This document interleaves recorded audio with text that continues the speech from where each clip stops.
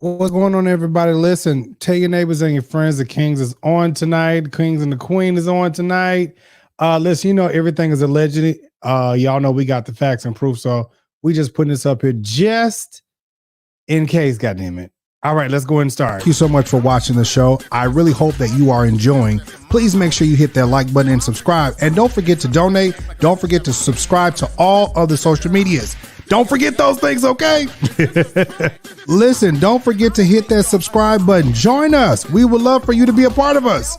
Hey, while you guys are sitting there, please make sure you hit that like button. Don't forget. Also, while you're sitting there, please make sure you share the video with somebody on all social medias. Let me not forget to tell you that you can donate. Thank you for supporting the platform. Thank you so much for being a supporter of the show. Thank you for watching. Thank you for hitting that like button. And I appreciate everything that you guys do.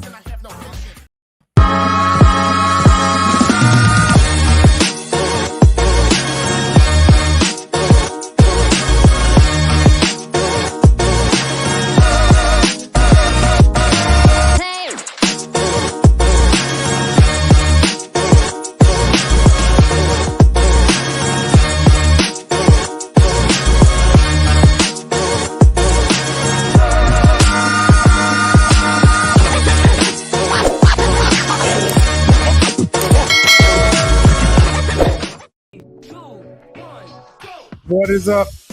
Child, look. Look, what else you gonna get this show? What is up, everybody? Right. What is up, everybody? It is your boy. It is your king. It's Darius. It's London. It's Jazz. What is going on, everybody? Thank you so much for being here tonight. Make sure y'all share the video. Make sure y'all share the video. We got so much stuff to talk about tonight. So make sure y'all in place. And I need all the moderators, please. Please, please, please.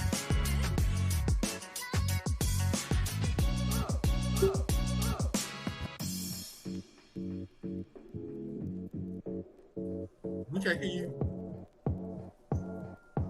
3, 2, 1.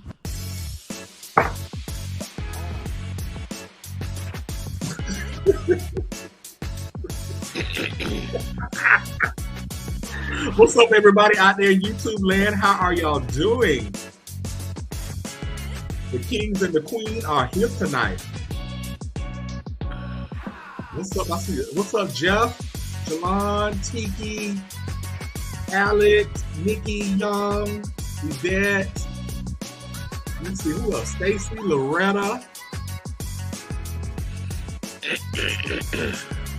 Bertrand, what's up? John, what's up? Sean Whitehead, what's up? T. Trisha 1, what's up, girl? Who else we see here, y'all? Okay, I see Marcus and Adam, though. Yeah, it's going to be a show now. Marcus here. G. Mars, what's up? Loretta Jones up in here. What's up, Princess? Y'all got anybody y'all want to say hey to? Hey, y'all. You so shady. Baby, you never live about hey, y'all. I am not hey, y'all, hey, girl. Yes. Yes. I got time to go put on my lash. Go put on your lash, girl. Okay, give me one moment. Be right back. What's up, spiritual gangster, Miss Toya? Miss Tanya, excuse me. What's up, Cynthia? Okay, the kids are here. Be sure everybody that is on right now, if you can please do us a favor, do our king a favor, please hit the like button. Please hit the like button. Please share the live stream on your social media feeds to your friends, whoever. If you would be so kind, please, sir, please, ma'am, thank you so much. Yeah, I see like over 100 people in here thus far, so I need all of y'all to hit that like button. We're going to get service started in a minute. We don't know what happened to King Jives. He'll be back in a second. Yes, hey Alex. So you see who you see, Alex? Auntie Deb in the house. What's up, Auntie? Hello. Yeah, we hear you, brother. Yeah. Oh, okay. I'm so sorry. I'm trying to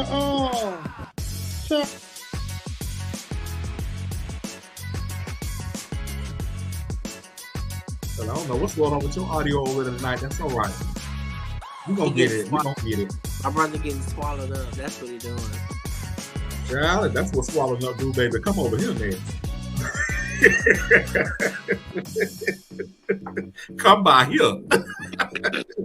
International mother, I don't have time for your shenanigans tonight, okay? 3, 2, 1, go. Don't be stingy with the blessing. Come by here too. What's up, Alan Vision? It's good to see the family on tonight. We see you, brother, but we don't hear you. Come on, y'all. We're going to get to praying right now because the devil is already at work. He can delay us, but he won't deny us. Come on, everybody. That's all right. Come on. We're going to get it right. We're going to get it right. How are y'all doing out there? You know, London, let's have a little conversation while we're waiting on Jazz and we're waiting on our brother. How are you doing, brother? How was your day? Because I haven't spoken to you today. My day was very testable. Okay. Can y'all hear me now? Yes. Praise the Lord. Hey, everybody. Hey. Yes. What Jazz at? She went to put her lash on. She'll be back in a second. Okay. We got a lot of stuff to cover tonight. We got them warmed up. Everybody, please hit that like button. If you can hear +1. Put a 1 in the chat if you can hear. Put a 1 in the chat if you can hear, okay? Put a 1 in the chat if you can hear. Praise God. Listen, y'all. You know what? First of all, I want to start the show off like this. I want to say welcome. You're welcome once, you're welcome twice. You're welcome in the name of Jesus Christ. Amen. Right. Amen. First of all, y'all, listen. Y'all, I really have not. Oh, I had to put on my flashlights. Your flashlights? I had to put on my blinkers, my blinds, baby, because I feel like it's gonna be one of them nights, honey. Now I feel like hey y'all, what's going on? It looks like we was all late tonight. No, we wasn't all late tonight. No, I was on time. Are you on time? No, London is lying. London came in at 8:38 p.m. Oh, okay. I was went in at 8:20. So I know when everybody came in. Wait a minute, Poodle. Alan, we don't even care over here. We really don't. Auntie Deb, y'all like my William McRae piece tonight? I wore this in honor of William McRae. Damn it. About that. Look, if you wanted to honor Mother Crypt Keeper, you should have worn that crooked wig he had on yesterday. But baby, but let me tell y'all, whoever her new stylist is, so they got her right because we didn't see no lace. I said, "Go on, William McRae." he done got elevated in the spirit. I shot taboo. Yeah, girl, he was casket sharp. He was, right. Baby. I mean, casket sharp, baby. Look like somebody just put his ass in there and dabbed all that makeup on his face, baby. Because baby, she was painted down. Okay. Jalon, don't send me no bull crap over here. Lord. So listen, y'all, we have a few things to discuss. Darius and we were invited to the presidential rally on yesterday, and so I was there since it was about 9:00 that morning. I ain't leave at about 5. Oh, you crazy, baby? No. Yeah. You left? I left as soon as Uncle Joe finished speaking. What you did? As soon as the preacher get to preaching, I gotta go. Gotta go. But y'all, we had a great time, and this what I've been in these spaces before, but actually being there and hearing Joe Biden, you really cannot believe what the media says about people, because the man went through I think it was 13 minutes. It was a 13-minute long speech. He was not fumbling, bumbling, or anything like that. And it's like, you know, people get online and they say a whole bunch of stuff, and it's not really like that. And I know we all, let me just say that we all got questions and concerns. Okay. What that woman said, Jalon? What she said? She said, oh, hold on. She said, I have a question. I have a question. Okay. But you know, he really did a good job. And my only thing is, I just want y'all to do what y'all said y'all going to. If you're going to make a promise,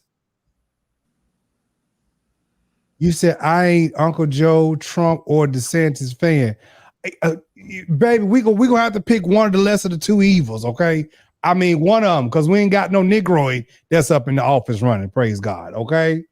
London, what you got to say, London? You know, the government is ran by two branches of government, right?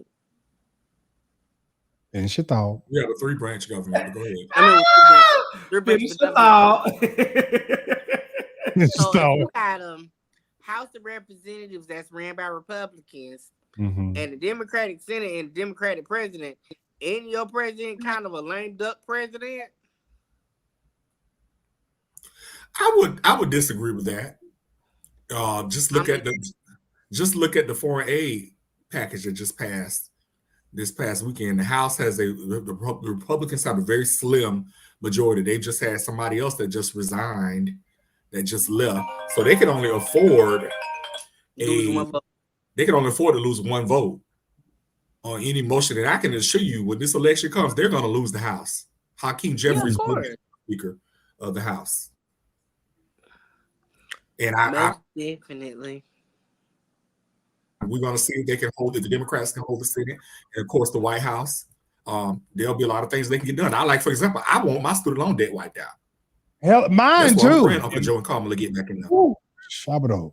Thank you, Lord. I want my taxes to be wiped out. Oh, I need gone. You hear me? 0. Because I don't want to owe Uncle Sam nothing. And now I want that too. I like, you know, Joe made all these promises to all these other colors except for our ass, you know? Like you made as soon as you got in office, you made an anti-hate Asian bill. Well, we need an anti-hate black folks bill too. We need that. Okay, so don't forget us. We the ones that y'all going around to their house. Okay, you knocking on our doors and stuff. So when you want to make these bills, you just think about us over here, around here, the United Kingdom Church of God in Christ. You just make you think about us around over here. You know, Deb just brought up a really good point. I know oftentimes we focus on the national elections, like the presidential election, but you really need to start where you live. Your local elections are very important. A lot of stuff that happens locally affects you more so than the stuff on a national level. Very true. So listen, we're going to go ahead on and try to get this show going. Praise the Lord. Just talking about some she here. And we was having technical difficulties, so I had a little bit of grace. No, you weren't on when we started. See, that's all right. God we must gotta make her entrance. God knew what He was doing, baby, because our show was able to get here. She got to make her entrance, baby. Shando. So listen. Bitch, I'll turn this right on down. Let me just make sure I get these things in order first. I like that little thank you for watching little sign right there. So nice. I don't know if we want to start with Tasha Page and Baby Jones first, but do y'all want to do Drag Race? It don't matter. I'm ready to talk about it all. Okay, so let's just go and get this out the way first. Y'all know last week on Drag Race, Nymphia won and Saphira was, the runner up. Now, me personally, I do like Saphira's. Okay, I love Saphira, and I actually like Nymphia. You know, Black Twitter was all up in arms because RuPaul did not pick Nymphia. I mean, did not pick Saphira. Now, my thought is this: they're both good. They're both good. I don't care what nobody say. They both good. Nymphia didn't get a chance to do a lip sync until the end, which I thought was just fine because battling up against hold on, hit that. All right. Battling up against Saphira, it's like both of them were amazing. Now, Jazz, now where her ass go? Hold She on. right here. We see her. Oh, I don't know what happened to my screen. I am still here. It's by the grace of God. Come on, Dorinda. Come here, Cole. Thank you.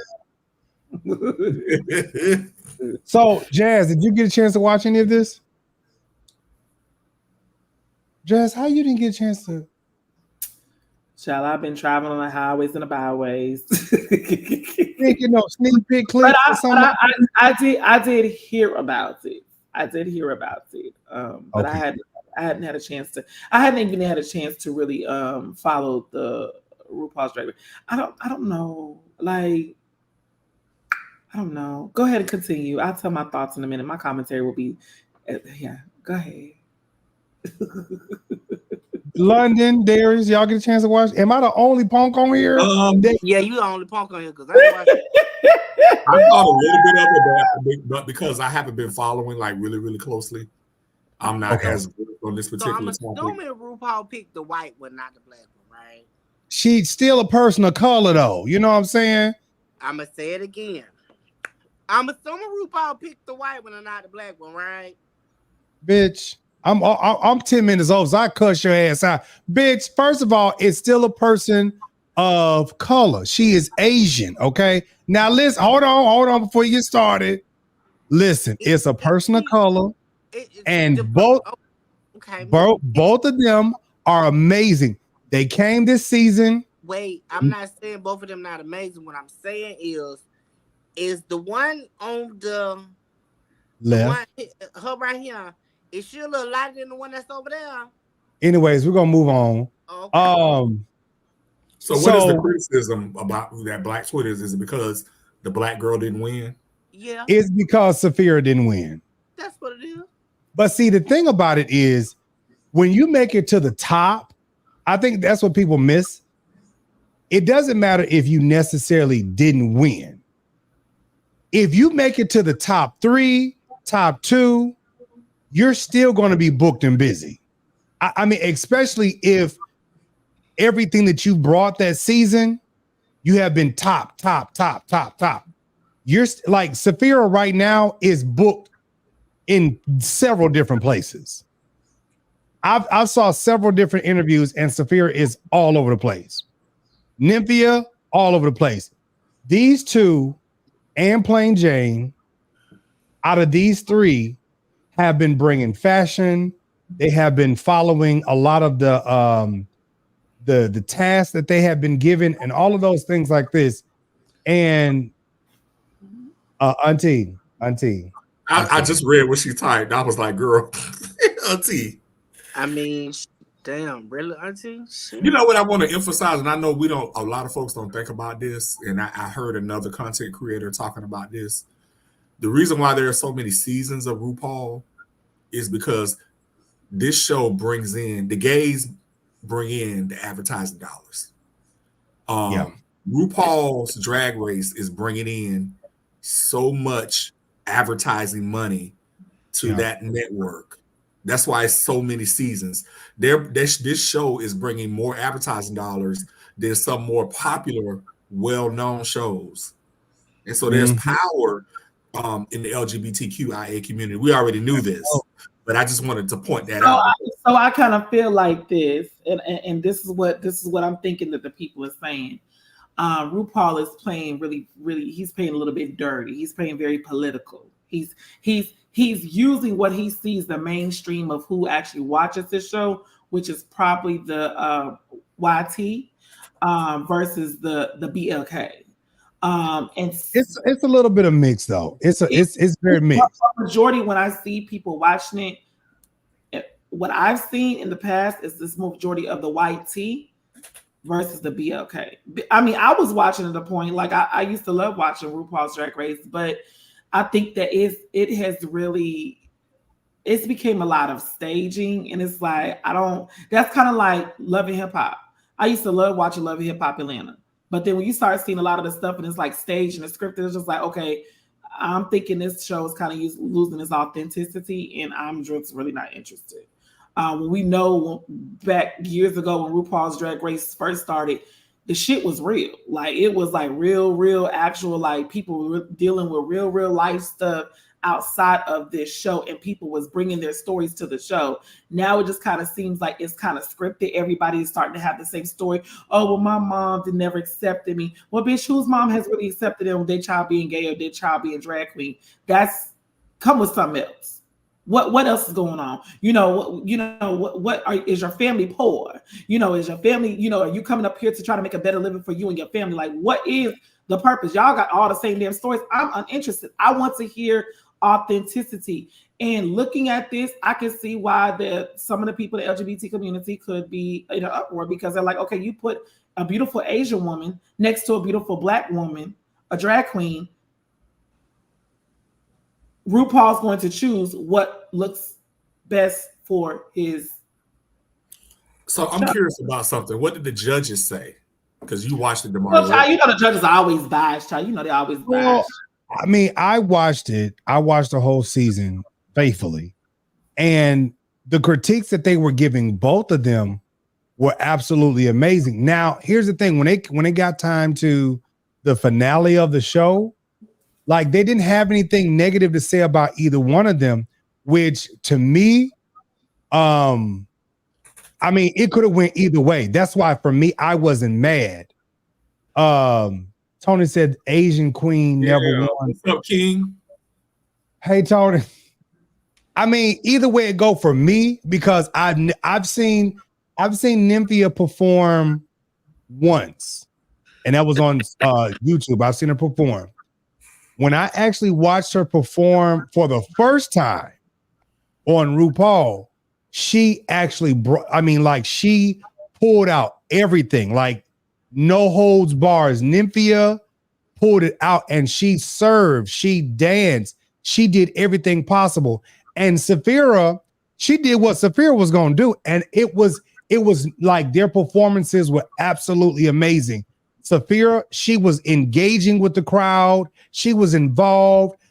She knew the words, and she had her antics and everything like that. So for me, it was a win-win. I mean, it just, Saphira could have won. Nymphia could have won. I appreciated both of their looks this entire time. And I was just like, you know what? Me as being a Black man, I would have definitely loved for Saphira to win. But I was definitely not mad if Nymphia won either. So, well, I mean, they both look beautiful, and they both look good. Yeah, they're both going to get booked everywhere, all over the place, and they're going to be. I know I wouldn't have been happy if Plain Jane won or Q. So that's just my thoughts. If Plain Jane or Q would have won, I would have been like, now RuPaul, daughter of God, punk of God. Now, but what y'all also have to understand too is the final two, even though the winner gets the big money, the runner-up, she still gets a proceed. She still gets more. She still gets a check from RuPaul's Drag Race because she made it. He don't announce it, but one thing about it, yeah, she definitely is getting a check from him because obviously that's what made that. They're the two people that help make the show. So I don't doubt that she's not getting a check from RuPaul's. It may not be, and even beyond the check, it's the exposure that you get. Exposure, and it's a lot of the bookings, and he's going to continue to book her. Especially when he has his residency in Vegas. Saphira is going to definitely be a part of RuPaul Drag Race Live. On all the tours and stuff. So she still has opportunity, and I wish them nothing but the best. Congratulations to y'all both. Period. All right, so let's try to chop up the monotony because I don't want to go from a little LGBT to another LGBTQ. So whatever. So we'll go to the St. Pete situation right after this one. So Do y'all want to do Chris Brown or y'all want to do Bobby Jones? Let's do Chris Brown. Oh, you want to do Chris? Okay. I want to do Christopher. The way he right here Quavo and hoes. Ooh, baby, now I did that, baby. I said, "Oh, Chris, you cutting up, baby." I've heard Chris, in essence, read a bitch, but I'm gonna tell you something, Chris. See, I'm gonna tell you something. Chris is the type of person. He's very nice, Mm-hmm. but it's like don't piss him off, because you piss him off, he gonna come out his balls with something. You know what I'm saying? He gonna come out the bag. And I would love to see them balls. Well, you know that naked picture he'll started circulating again with all this traction. Really? Yeah. You I got that in my phone. You talking about that blurry picture in the mirror? Yeah. No, baby, I need a clear shot. I need to see all of his creases and his crevices. I need to see all the lines and the layouts. I need to see all the veins. I need to see all of that. I don't want to see nothing blurry. I want to see a clear photo. Lord. Like we see a clear photo of Safari's ass from Love and Hip Hop. We clearly see Safari and his trunk. But I would like to see Chris Brown in all of his glory because I want to see all of his glory. Yeah, Lord. All right. Yeah, man. So, anyways, Chris Brown and Quavo have been into it for about 2 weeks now.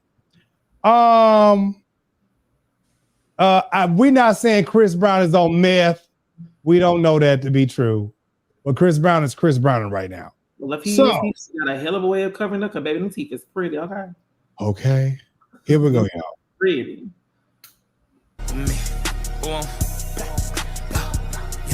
Okay, let's get down to the facts. Pussy, I'm drifting red. Don't let this R&B shit fool you niggas get ripped to shreds.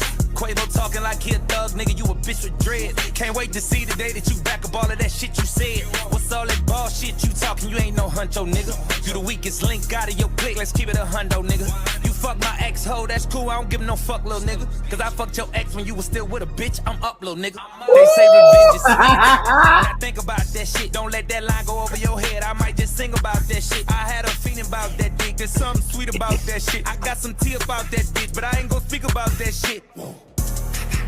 I ain't playing chess with a checker player. I'm a ticking bomb on a detonator. I shit on niggas, I'm a defecator. I put Amigo on a ventilator. Stop talking about beating girls. You was beating bitches on the elevator. We seen the taste, that's devastating. You doing bad, you a bitch in your music trash. Fashion week, they set me next to your lame ass. I was truly mad. All I kept thinking about was breaking your face, but I gave you a pass. You lucky I ain't wanna fuck the money up, boy, I would've broke you in half. Quit trying to be tough, you ain't like that. Why you keep showing off? Quit talking about drugs, you the only pack that I've been smoking on.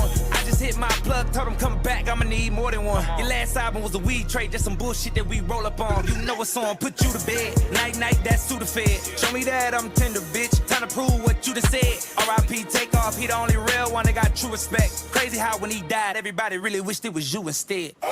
You tripping, Chris, don't say that, don't lose your head. You done turned a big bad wolf on these fuck niggas, never knew revenge. This what happens when a fuck nigga push a real nigga out to the edge. This what happens when a dumb nigga get fame and it get to his head. You gon' kiss this ring, nigga. Big fuck you from my middle finger. I tattoo my trigger finger. Bring real beat to your dinner table. My mental state ain't never stable. I know this shit gon' sting, nigga. I ran your ass through the ringer, nigga. You just got body by a singing, nigga. Bitch. Who wants smoke with me?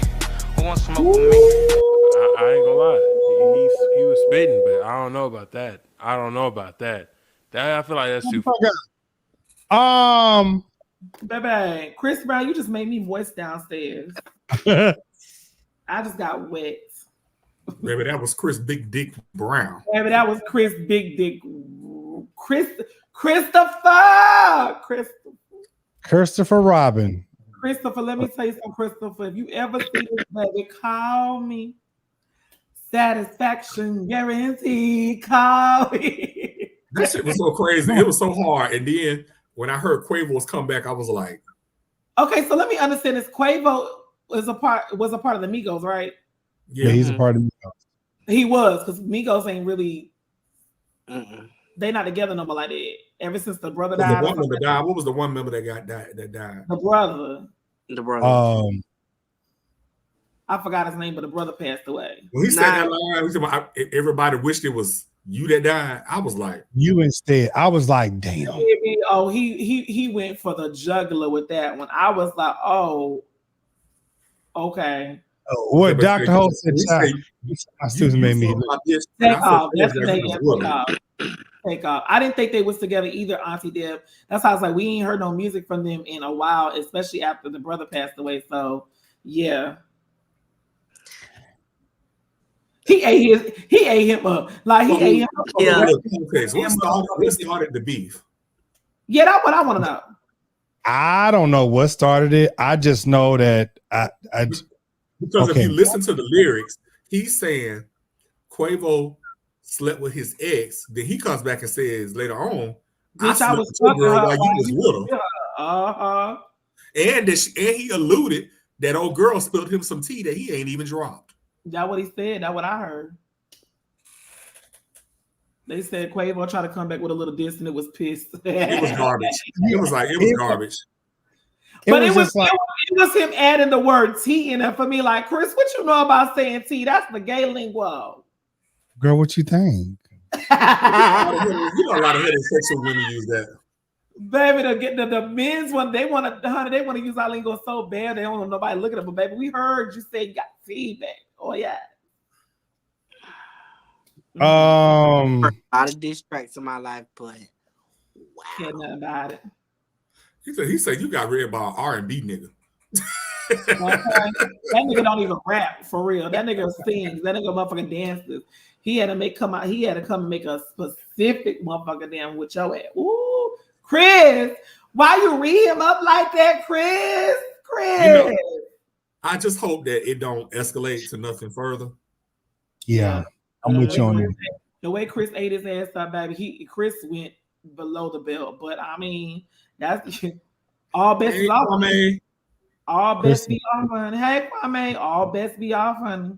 Kwame.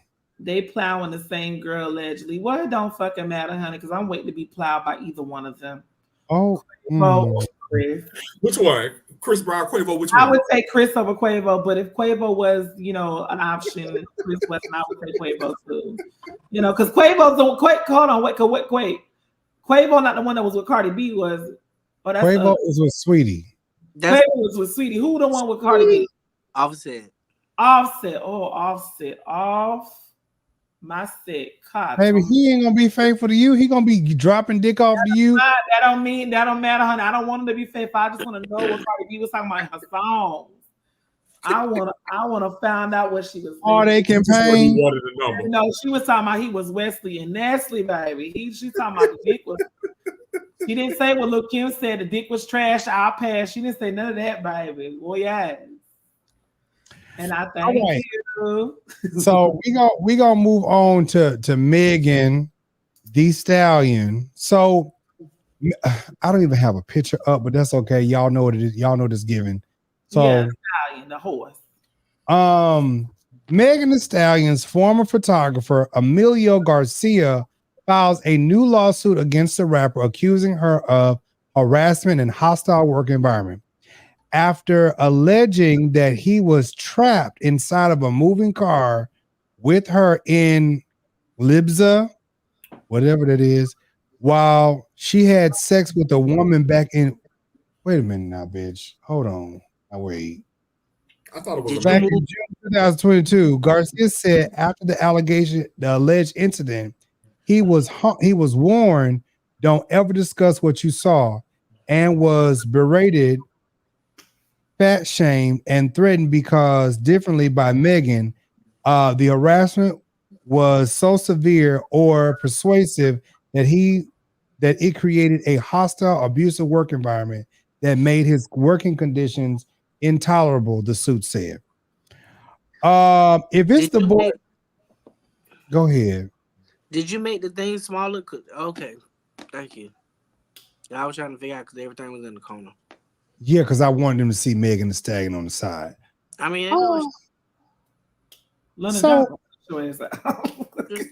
Yvonne, you sent me some babies. Y'all, can we raise $300 tonight? Can y'all do that for me tonight? Let's do like we did last time. Let's raise $300. Same. I feel like it's one of the nights, and this was y'all free shit. The Bible says, "Who the Son sets free is free indeed." Oh. So y'all make sure y'all send it out the cash up over, honey. Yeah, ma'am.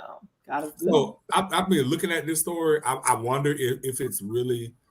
I wonder if it's a money grab, or it could be possible that there is some truth to the allegations. I mean, we don't know what Meg is like. We don't know what a lot of celebrities are like in their element. We just know how they present themselves to the public. It could be, I'm sure, some celebrities have people that work for them. You know, hey, you keep your mouth shut about things that you see. Look at Diddy. I'm sure he got a lot of folks that work for him that saw a lot of things going on. Baby, I'll be in that thing getting it in, baby, because that one right there with the plaid shirt on, honey, is gorgeous. So I don't think it's a stretch that he could have seen some things. It might have been intimidated if they thought he was a snitch or he was gonna run his mouth. Or it could, like I said, it could be a money grab. I think her best bet would be to just try to go ahead and settle it. How much is he suing her for? It didn't say. I didn't see it. Oh, okay. I'm pretty sure it's a substantial amount of money. You know, he, you know. I feel like this. This just me. I feel like this. Like, bring your facts and your evidence, because like everybody out here want to sue for something. Oh, Auntie Deb said, let's raise $2,000. You know what, Auntie? I think you're trying to be petty because I heard something. I heard it through the mod chat.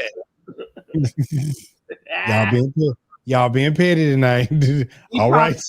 Be prophetic. Bring forth your fruit. Be prophetic. Well, listen, if y'all want to raise $2,000, I sure appreciate it. Thank you so much. I won't beg. I won't beg, okay? However, comma. However. Oh. Hey, I know. Wait a minute, hold on. And everybody hit that like button, please. Wait, baby, you said you sent. Okay, I don't know. Baby, I didn't get it on the Cash App. Bring the meeting to the store. Yes, bring the meeting to the store. Okay, so y'all, we're gonna be done with Megan Thee Stallion. What y'all think about it? I mean, I wonder, is there really, it could be something to it. Like I said, or it could just be a money grab. I mean, I'm either way until we see some evidence. Yeah. So I just want to put it out there that we don't know what a lot of these celebrities and people are like in real life. Yeah. So it could be something to it. I don't know, but it could be. Dr. Donnell, y'all make sure y'all hit that like button. Y'all make sure y'all thumbs up. Do that for me, okay? And then make sure y'all just start dropping some crowns in the comment section. Let me know that y'all up in here. Let me know where y'all from. Drop some crowns and a Cash App. All right. Now,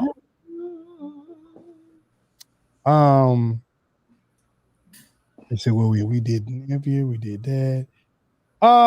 London story is about the Abortion Act. I'm gonna tell y'all something. Now, Uncle Joe said he talked about this on yesterday. Darius, you was there. And I really don't care who watching this. I feel like this. I'm a man. I don't care, gay or straight. It don't even matter. We don't have a right to tell a woman what she can and cannot do with her body. Okay, that's just me. Like, I don't care if you Republica, I don't care if you Democratica. Listen, we do not have the right to tell a woman what she can and cannot do. Amen, saints. What she can and cannot do with her body. Because first of all, I don't care. I came from Cooch, okay, and either way it go, like, if a woman got pregnant out of wedlock and she want to go out here and have an abortion, because we don't know what the cause is. We don't know, right? We don't know. But do y'all have a moment? Do y'all want to hear what some Uncle Joe said? Yes. London, Jazz? I don't give a shit. Bitch. I would like to hear what he had to say. You talking about at the thing y'all went to, or this just in general? Okay. Oh, okay. The one that Darius got up and left. I left after he was done. I want to be clear. I stayed. When he was done, I got up and I grabbed my purse. Darius tiptoed out after the preacher done preached. Because baby, we had to stand up, and my feet was hurting. I was tired, and it was cold in there. You know, before I go into this video, let me say this. Now, I saw some church mothers there yesterday that happened to know who I was. There was a lot of people there who knew who I was. I praise God for that. But the mothers from Brown Memorial, I want to say I praise God for y'all. Special shout out there. I ain't gonna call y'all name, you know what I'm saying? But the mothers, they was like, baby, we know who you is. I was like, well, come on. I had to take them to their seat and stuff. What I want to say is this. Not the church mothers watch the show. If don't nobody else is going to be at an event, going to support a cause, going to be involved, it's going to be a woman. Okay? I mean, it was men there, but I will say this again. If don't nobody else show up for an event, for a cause, for a purpose, it's going to be a woman. Now, I'm telling y'all this right here. While we sitting out here playing with women's rights and stuff like this, it's a woman that's always been showing up for all of this stuff. And while we out here trying to disrespect, listen, I'm going to support the women because when it's all said and done, the women going to be here, okay? You know, it's going to be women's and punks. That's what ain't going nowhere. Women in faggots. It's going to be women in faggots. You hear me? Ain't going nowhere. And trans women. And Lee faggots. Women umbrella. All of them. What? Do you see Michael Blake's comment? What Michael Blake say? Tell that to Bishop Wooten that he don't seem to understand that. Oh, child. About that. You know, it was a video I did want to do about Wooten. This is what I'm saying. And it does, and I was just talking to Uncle Moses today. It doesn't matter how much we stress about how much these stupid ass preachers, whatever they do, they're gonna always talk about the gays. Always. And you know what gets me is that y'all talk all this shit in the pulpit. Huh? He was talking about the abortion thing. Y'all can talk about all this stuff in the pulpit, but you don't talk about the degradation that goes on in the pulpit. Y'all don't talk about the foolishness that these preachers do. You don't talk about how much these preachers out here swindling the church. You don't talk about how much these preachers out here making babies out of wedlock. Matter of fact, let's talk about this. How many other preachers that sit on the podium and the platform, how many of them preachers have made these women go out here and have abortions? Huh? Well, it's mighty quiet in the house. I hear that from the back of the church. Anybody got something to say?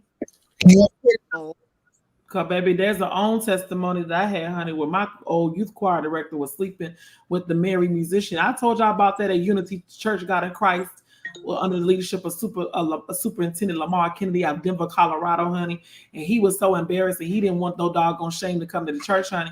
He told the girl to come, the youth choir director to come to the altar and got in her ear and said, "You need to get an abortion or I'm gonna kill that baby." And she went and got the abortion. The first two babies, she got an abortion. She was sleeping with the son, who was a minister of music in the church, and he was married. And now guess what? That superintendent is 6 feet under. Oh. In the words of Kaya, don't trust no nigga, don't trust no push. So I believe everything you saying about the preachers out here telling them to go get abortions because they want to try to save face. Well, you should have stuck your dick and kept your dick in your pants. Maybe you wouldn't have to be having no conversation about no baby. Let's talk about that. You're nasty.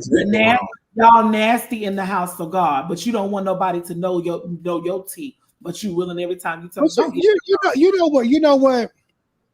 Let's do this right here. You know, I was thanking Darius. I was thanking Jazz in London. You know, while people are trying to sit out here and, you know, bash people that actually have something to do and have platforms that's actually meaningful, you know, I feel like this right here. Why, you know, for the sake of entertainment purposes, Why can't we focus on what we need to be focusing on? Okay, that's what we need to be focused. Like tell the story like the story need to be told. If these preachers are out here jacklegging, they jacklegging. You know, don't do a story about somebody because you don't like them, because that's not what I did. Because if they meat stretching. Because Darius, while fat motherfuckers out here want to be out here trying to tear somebody down and bullshit, it's like this right here. Tell the story like the story need to be told. Because bitch, at the end of the day, if the preacher's raggedy as shit, they're raggedy as shit. Tell it like it need to be told. What getting me is, Grimmix looking motherfuckers be out here constantly got something to say out they big fat ugly ass mouth. Look like you got motherfucking dentures in your mouth, old pussy asshole. Talk about it. Now let's talk about old pussy assholes from the West Coast. Now let's talk about it. We there now. Let's address that big ass elephant in the room. Come on. It's midweek service. It's midweek service. It's Wednesday night Bible study. Here's the thing about it. From every story with Uncle Joe, from every story with Megan Thee Stallion, RuPaul Drag Race, even with Ron DeSantis, and out here with this bullshit with the abortion. All this more important shit out here, and this is what we're doing. Y'all, like, we're running around in circles, right? We're running around in circles, and people are out here doing bullshit. Auntie, we're just talking about social media, okay? Fat motherfuckers is gonna who we talking about, and if it applies to that whole, oh well. Yeah, Fat motherfuckers. Fat motherfuckers is on the west, on the east, on the north, and on the south. And care nothing about it. I'm gonna let these three talk their shit, because I'm just gonna say, bitch, I got you on site. That's bad. Because I'm like this right here. First of all, I don't have to be talking about one in particular person. I ain't got to be talking about no snuffleupagus in one particular person. Because, bitch, I got a whole bunch of haters. Hello, somebody. Right. I want that to be said. I got a whole bunch of haters. Bitches that fuck niggas that don't like me, puss assholes that don't like me, and bitch, I don't give a damn, because like whether they think or whether they want to know it or not or believe it, bitch, I am busy. When I'm not on here, I'm busy. Bitch, I don't make my money by being on here. Bitch, I make my money by being offline. And bitch, I ain't sucking or fucking. They got real businesses. Real businesses. Bitch. We trying to fight off Uncle Sam, not fat fuckers. We try to get our coins and pay his motherfucking ass. Okay. And you know what's so crazy about it is this right here, y'all.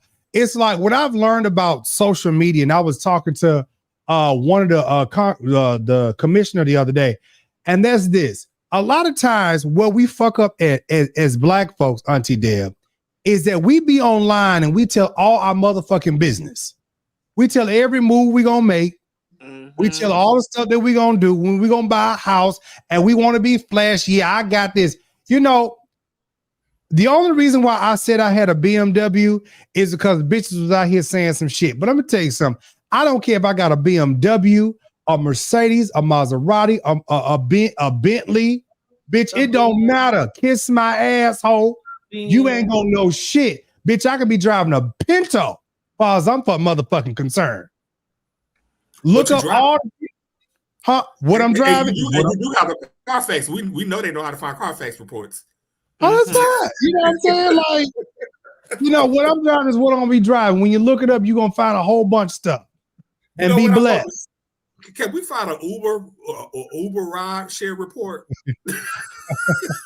Oh, they got it. That's why they got a lawsuit against people because motherfuckers over there touching on the dog. I don't believe that whole can ride a regular Uber. I believe that it's got to be a double wide freight truck or y'all ever see My 600-Pound Lives when the girl they had to take the seats out the back of the motherfucking van? I believe that's what that whole ride is. I ain't talking about no particular person. I'm just talking about a Grimmix Jabba the Hutt looking Big Shirley motherfucker. Oh Lord. And we're back to our regularly scheduled program. I am still here by the grace of So, God. anyways, so like I was saying, y'all, you know, it's funny because like we're dealing with these abortion laws and we're dealing with the educational stuff right here in Florida. And so I'm gonna play Joe Biden's clip in a minute, but it's like, y'all, seriously, if we don't get out, and I've said this to Michelle Rayner, I've said this to Fitris Driscoll, I've said this to all the white folks, I've said this to Jane Castor. Y'all want us to get out here and vote for y'all, right? Praise God. I feel my hickory deal shot. Y'all want us to get out and vote for y'all, but y'all don't bring y'all motherfucking asses around till it's vote time. Okay, y'all don't bring y'all ass around till it's politician season and all of this stuff like this. And meanwhile, we got distractions out here keeping us from the real thing, what we need to be focused on. You know what I'm saying? Like while we out here fighting on social media on bullshit, this is real stuff that we got to be talking about. You get what I'm saying? I don't give a damn about a nigga who ain't got no legs. I don't give a damn. No neck, no arms, no teeth. It don't even matter. Like, I don't give a damn about a bitch, male or female, who out here talking shit. It don't matter. Because again, you're not important. Never. A pussy hoe could never. Okay? Pussy hoe can't even stand up. Can we all stand up one time? I don't have a bra on tonight. Y'all can see I don't have a bra on tonight, so I have to London, stand up, baby. My titties is free indeed. Stand up and be counted, make sure we don't see no baby dingaling, baby. Let's make sure we don't see no baby dingaling. Yes. Oh, London going to the side. He don't want to see the baby dingaling, and that's bringing the stand up challenge back. I challenge those women's pussy ass looking hoes to stand up. London, you tucked and stuff, baby. Ain't nothing going on. Yes, brother, sick, baby. Yes, brother. Left and tough. So DeSantis is really pushing this narrative of the abortion rights, and you got people who is following this mess, and this and like I told these women, y'all running with this stuff, and it's going to affect more than just abortion. Okay, it's going to affect more than abortion. So just understand when y'all vote on this stuff is going to hit y'all in more ways than one. But who is really? Because that has to be, okay. So let me make sure I understand. So in order for them to pass it, does it have to be a vote? Be a vote by the people or the vote by the Senate?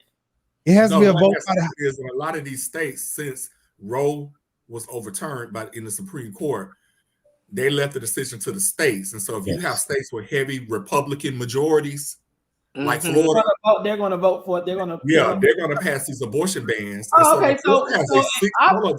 Florida has a 6-week abortion ban now. I'm not a woman, but most women don't know. They don't know. 6 weeks that they're pregnant. So if you find out you're pregnant at 8 weeks, 10 weeks, 12 weeks, you already passed. If you want to have an abortion, you can't even have one at that point in Florida. But you know that the Florida law is for if you've been raped or if you got sex with somebody inside your family, they're not letting you get an abortion either. Okay, so I'm gonna put this in there too. Since we're talking about that, okay, what's gonna happen next? Y'all gonna lower the age of consent? Because right here in Georgia, you could be 17 and be fucking a grown ass motherfucking woman, a man, and get them pregnant. Well, see, Georgia and Florida law, abortion law is different. They're almost the same, but they're different. Well, Carolina, you can date a 16-year-old. That's what I'm saying. The lowest age you can see. A lot of the states are 16 is the legal consent age. Miss Sheila Shelton, thank you. I'm saying that to say if we want to talk about, okay, y'all focus on abortion, then it ain't gonna be but a matter of time before they lower that age, because it's like the motherfucking teenagers out here is motherfucking fucking and getting pregnant. They already doing it. Well, the reason why, okay, well, let me give you the real facts of why abortion is a big thing to them because most of your white women are aborting their babies. So well, now, I mean, and you know, no shade, no tea, but baby, you know, them big waterhead babies, you know, like you gonna let me finish? I'm not saying y'all should y'all be aborting y'all babies. Y'all are alien looking no, babies. that's true. Not telling y'all to do that. So London does bring up a point. If you look at the makeup of this country now, you have more Hispanic, Latino people in this country than any other racial ethnic group. Okay, so what is happening is white America is shrinking. Pretty much. But see, there's not to add to that though. But you can't. Okay, it doesn't matter if you take away Roe versus Wade, and you want to have more white folks in the country. Baby, you cannot take away the fact that if a white man wants some black pussy, he gonna get some black pussy. If a white man wants some black dick, he gonna go get some black dick. If a white man wants some black booty, he gonna go get some. Y'all act like this is not what's really going on. First of all, if a white man don't want to sleep with his white woman no more, and he want to go get him some chocolate, some Spanish norsh, some Asian, some Spanish chicken and rice, you know what I'm saying? He gonna go get with it, and it's the same with any race. It don't matter. Like I don't care whether you black, white, Chinese, Indian, Mexican, America, whatever you want to be. If you want to date outside your race, you gonna date outside your race. Period. Point blank. Don't sit out here, huh? You can do that, but the actual fact is because the white population of America is shrinking, they're trying to stop the white women from basically aborting their babies to basically popularize the white race. Because Hispanics, that's not our goddamn problem. And Hispanics, African Americans,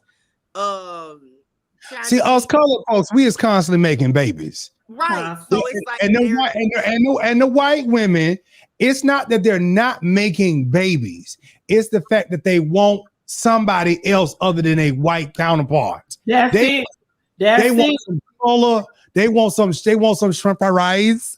They want some fried ham and rice. Oh, they want some fried chicken, macaroni, cheese, collard greens, and cornbread. That's what they want. That's what they want. They want some meat. They want some meat that is well done. Jazz, and so Dr. Holt, right there in the comments, he has a very good comment, which is exactly what we're saying. Dr. Holt's comment. Some arrows and con pollo. I mean, it's true. Abortions in black and white races.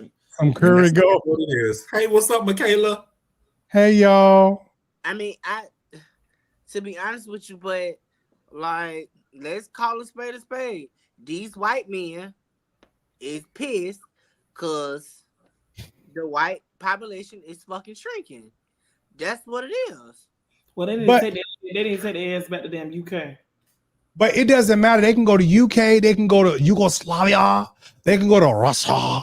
They can go all these other places. We gonna be there. Baby, you can go to hell. We gonna be there. You can go to heaven.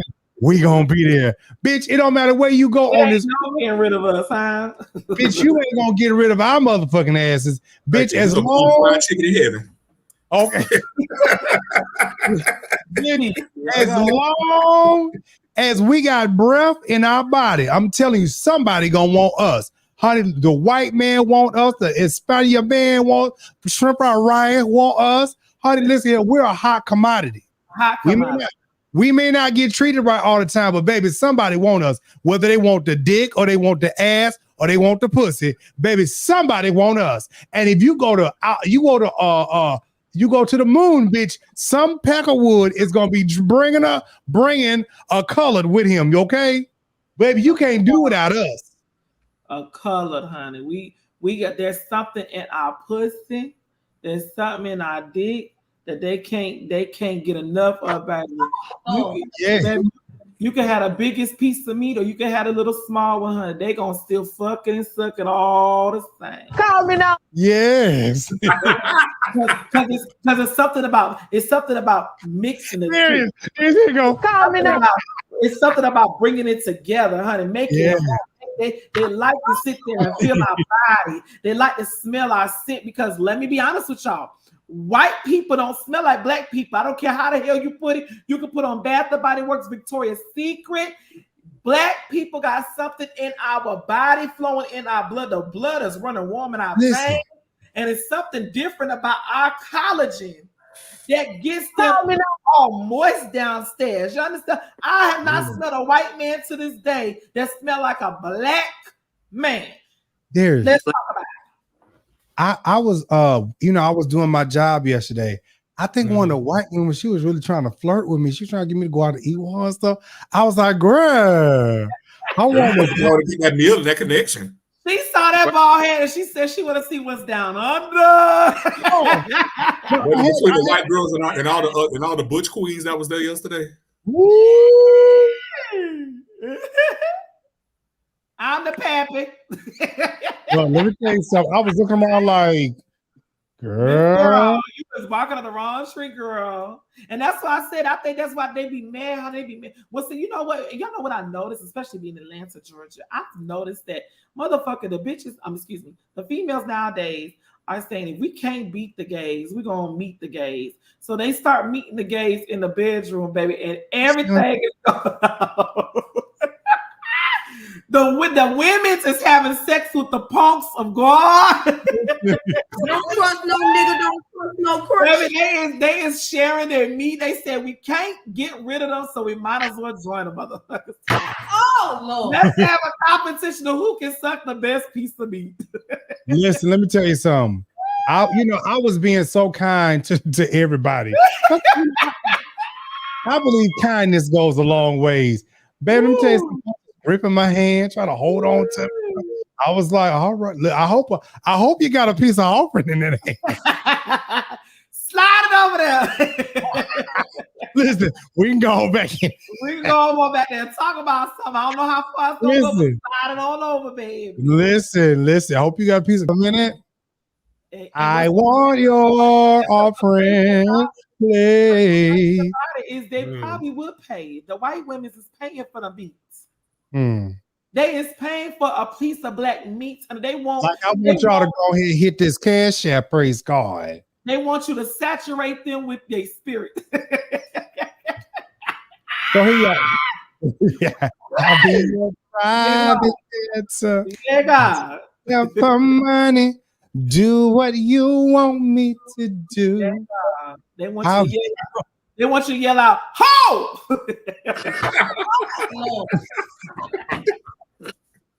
Oh, they want to say he's a meat. He's a real meat stretcher. I'm gonna come in that whole like Missy Elliott, pussy don't fail me now. I got one. I gotta turn this nigga out. That's my damn song, okay? So he don't want nobody else. He don't want me and only me. That's what the white women are saying. Nigga, you won't fucking the shit. You won't fucking me. Say that shit. You fucking the shit out of me. You saying the shit to me. Fucking God, nigga, you won't. You won't fucking me. Say that. Woo! Hi. Listen. Baby, she sound like she was in another motherfucking dimension with that piece of meat. Just to get that shit out of me. I thought she was saying at first, get my shirt out of here. Listen, I know who this boy is too. That's Justin. Oh my goodness. She sound like she was too enjoying that piece of meat. My Lord. I ain't had no meat like that in a minute. I need to go find something like that. Baby, this Justin. But you know it's good when you tell the man to come out. Huh? When you tell the man to come out, you know it's good. Oh, yeah. Go on, pull it out, baby. Go on, pull it out, baby. Pull it out. You know that shit is good, baby. Oh my God. And then he pull out, baby. You just be your whole mind. You just be perplexed. You just be like, what the fuck?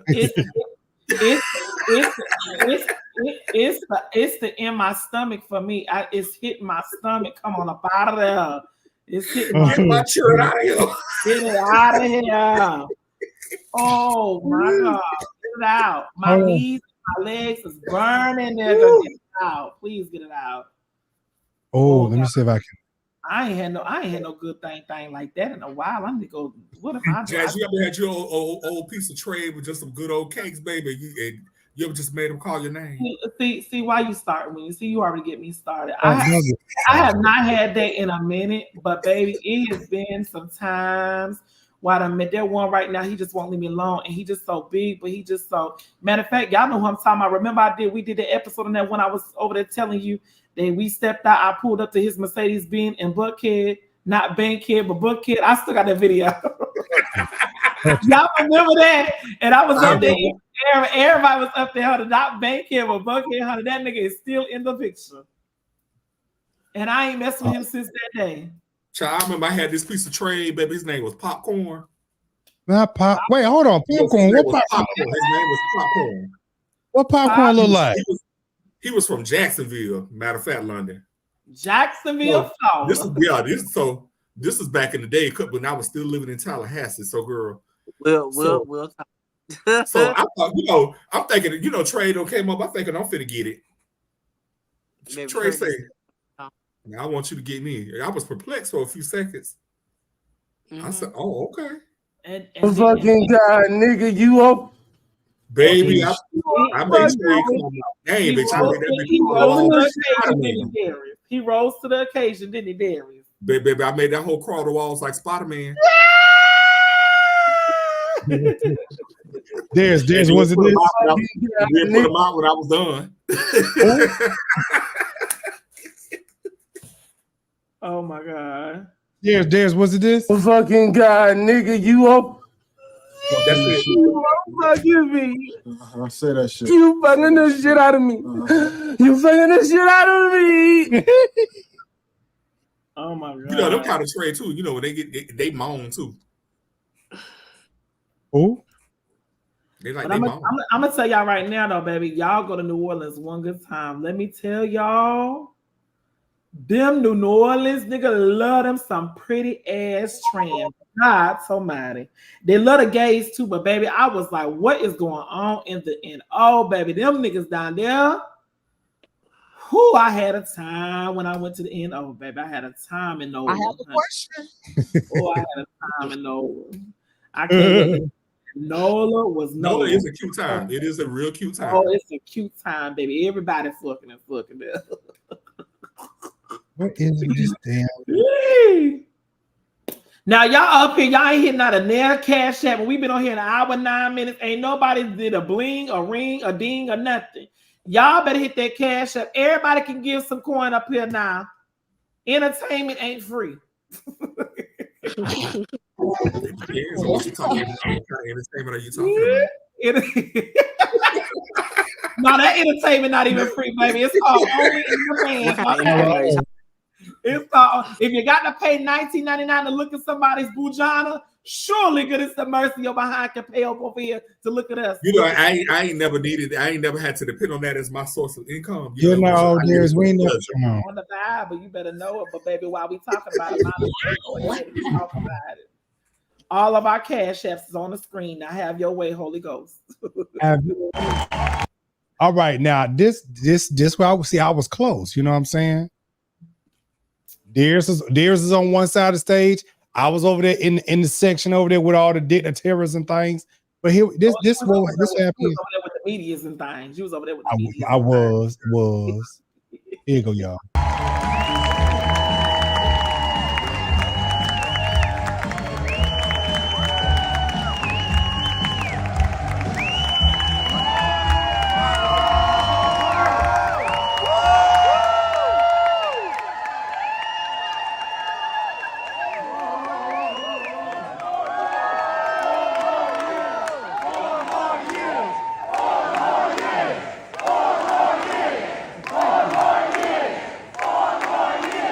They don't seem like they excited about nothing. Caitlin, thank you for the introduction. And more importantly,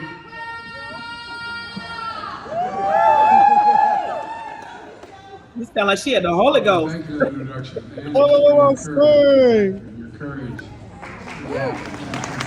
share your story. That's not an easy thing to do. You know, Kate represents millions of women who are enduring unbearable. Hold on, Xavier. I need you to send me that video with Patrick Wooden in that white where he was talking that bullshit. Send me that video real quick. I want to talk about that. Send me that while we still on live. Send me that. Ella Pastor said send it. Okay, praise God. Pain and cruelty because of Donald Trump. Sadly, pain and cruelty that millions of women in Florida now face. You know, but as I said, as she just said, it's not inevitable. It's not inevitable. We can stop it when you vote. Thanks, Representative Kathy Castor, Kathy doing an incredible job in Congress. And I'm a great friend. Thanks for riding over with me from the airport. You know, the worst English language these days is the president's at the airport means you got to show up, you know. Anyway, thank you. And I want to thank Debbie, our next U.S. Senator.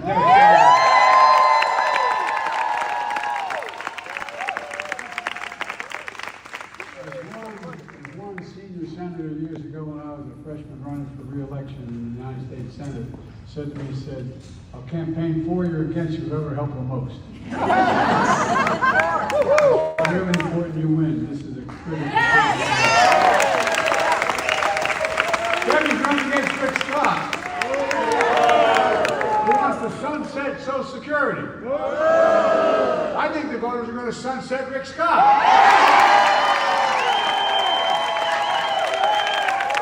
It's important, man. Thanks to all of you here today. It's good to be at a community college. Matter of fact, my wife been campaigning all over the country between classes. Can y'all hear this good? Yes. Okay. My wife still is a full-time professor. Wow. Community college. He lost the phone. Get that man his phone. He's going to be in trouble. She's teaching this very day, Jill is. Community college, as she often says, is one of the best kept secrets in America. And I really mean it. You know, if I have my way in the next 4 years, I'm going to make community college free. Yeah! Is he really? Look, next week, one of the nation's most extreme anti-abortion laws will take effect here in Florida. Criminalizing reproductive health care for women to know whether they're pregnant. I mean, this is bizarre. You can put a doctor in prison if he takes care of a patient. That's crazy. Version of Louisiana. You know, this extreme Florida law is going to impact 4 million women in the state of Florida. Florida is one of the 21 states in America where America can't get access you need for care. This adds up to 1 in 3 women throughout the United States of America have this limitation. For 50 years, the court ruled that there was a fundamental constitutional right to privacy. But 2 years ago, that was taken away. Let's be real clear. There's one person responsible for this nightmare, and he's acknowledged and he brags about it, Donald Trump. In fact, Trump bragged about it overturning Roe v. Wade, which meant there's no federal right, no decision can be made. All those decisions made at the state level. A lot of people don't even know that, they don't focus on it. So every state can make a decision. Well, you know, now Trump says the law is, quote, working the way it's supposed to. Trump goes on to say individual state laws are working, his words, brilliantly. Brilliantly. It's a 6-week ban in Florida. It's really brilliant, isn't it? Even before women know they're pregnant. Is that brilliant? No! Just take a look at Arizona. That goes all the way back to 1864, before Arizona was even a state, before women had the right to vote, concluding that that's the law of the land in Arizona. And today, MAGA Republicans refuse to repeal that ban in Arizona. Trump is literally taking us back 160 years. He says it's up to the states, and this is all about state rights. But he's wrong. The Supreme Court was wrong. There should be a constitutional right in the federal Constitution.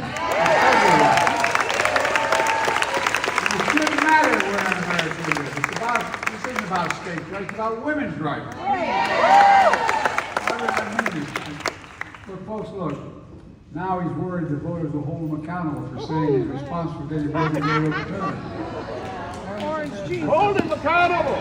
Donald Trump is worried voters are going to hold him accountable for the cruelty and chaos he created.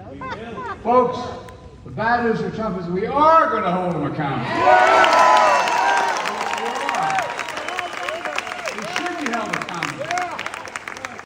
Okay, so we're gonna just go ahead and cut this short. First of all, this is what I was saying at the beginning of the show, and that is this. You know, a lot of these people have got in position and they've made promises. My thing at this point is make promises and keep your word. Okay, make the promises and keep your word. If you say, hold on, Xavier, you said you sent me some. Xavier, I don't see it. And thank you, Yvonne. Thank you so much for the Cash App. Let me go Thank check you, it. Yvonne. I got it too. Thank you, Yvonne. Xavier, I don't have it. Did you send it to my inbox or I don't know? You got my cell phone number? No, you ain't got my cell phone. Jalon, thank you. I got it. Oh, it's still sending. Okay. I just need y'all to make sure you back up what you're saying. If you say that you're about children and No Child Left Behind, you know that stuff when George Bush was out here talking about No Child Left Behind. Look at all these motherfucking children who were left behind. They just dumb as hell. And dumb as hell. Need education, all that stuff like that. You know, I have two things I want to say. I think politicians, when they are saying what they want to do, they need to frame it they need to frame it as these are my goals. Oftentimes I started saying this is what I'm going to do, because if you can reelect Joe Biden, but if you don't give him a Congress where the Democrats have a majority, he's not going to get any of this stuff done. But amazingly enough, he's gotten a lot done with a divided Congress, but they take him through the ringer to get anything done. If you just pay attention to what happened with the foreign aid, infrastructure, lowering the price of insulin to $35. For example, these are things that Joe Biden has got done, but but they take him through the ringer. So why we won't, the number one reason why I support Joe Biden, I don't care what nobody say, is because I know that there's a Kamala Harris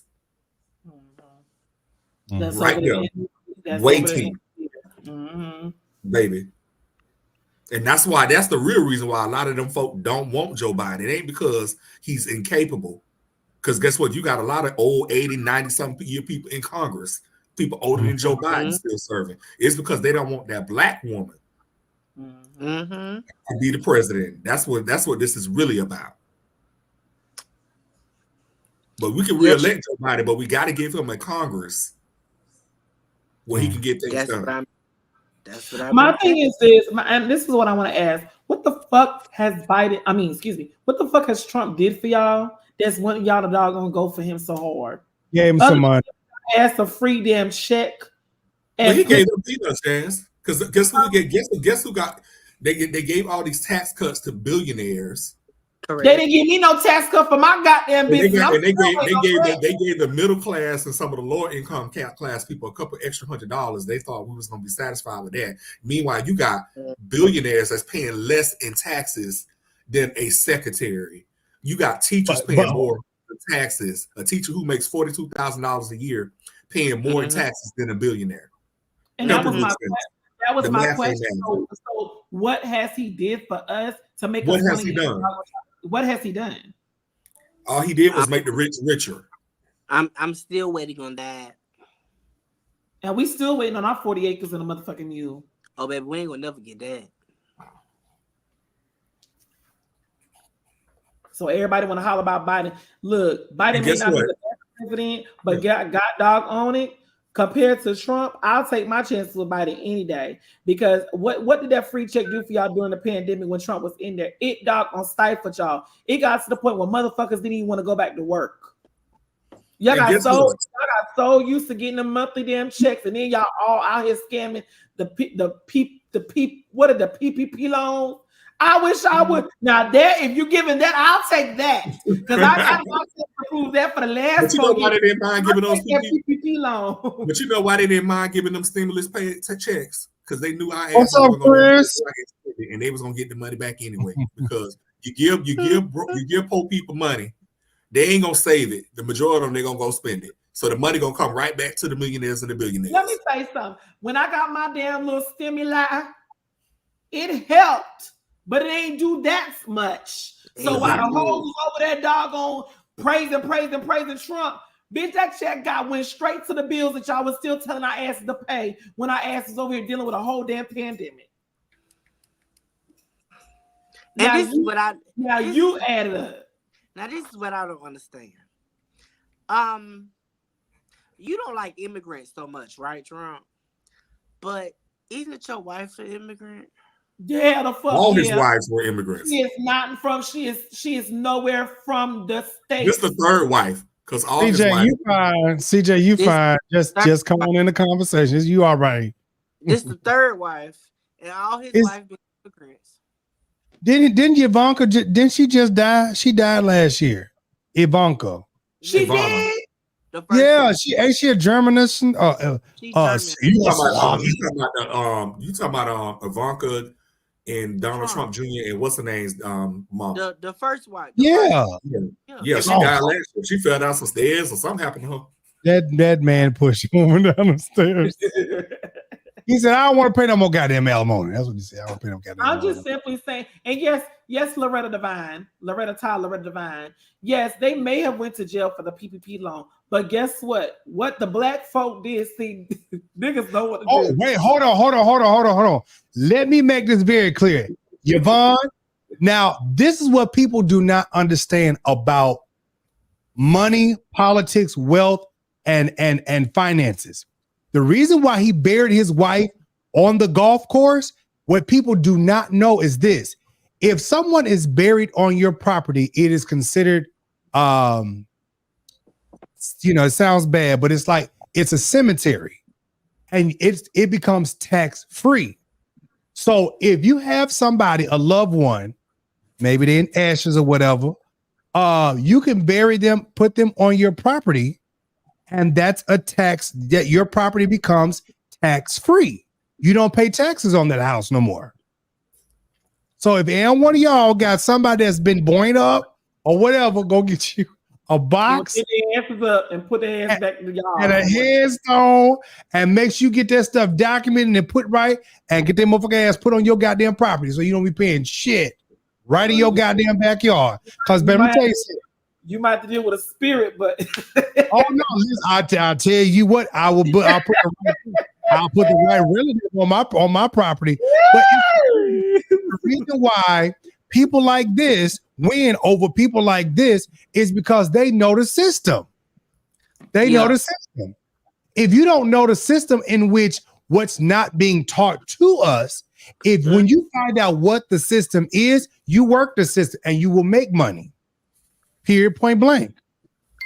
And for all of the ones who got PPP loans, if you knew how to work the system and work the system right, y'all could still have y'all money. But y'all was too busy out here buying cars and being flashy and shit.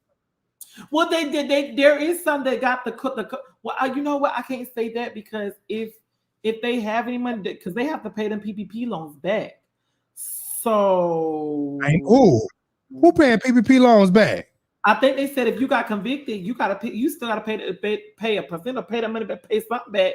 Honey, if you did it, if you could do it crooked, if you do it crookedly right. Open me up a few businesses, honey. Open me up a few businesses, bitch. I'll pay you back. My business is gonna pay that, and I'ma still be set. So if y'all was smart, I ain't paying shit back. Some of them larger companies did have to pay some of that. They had to pay that money back.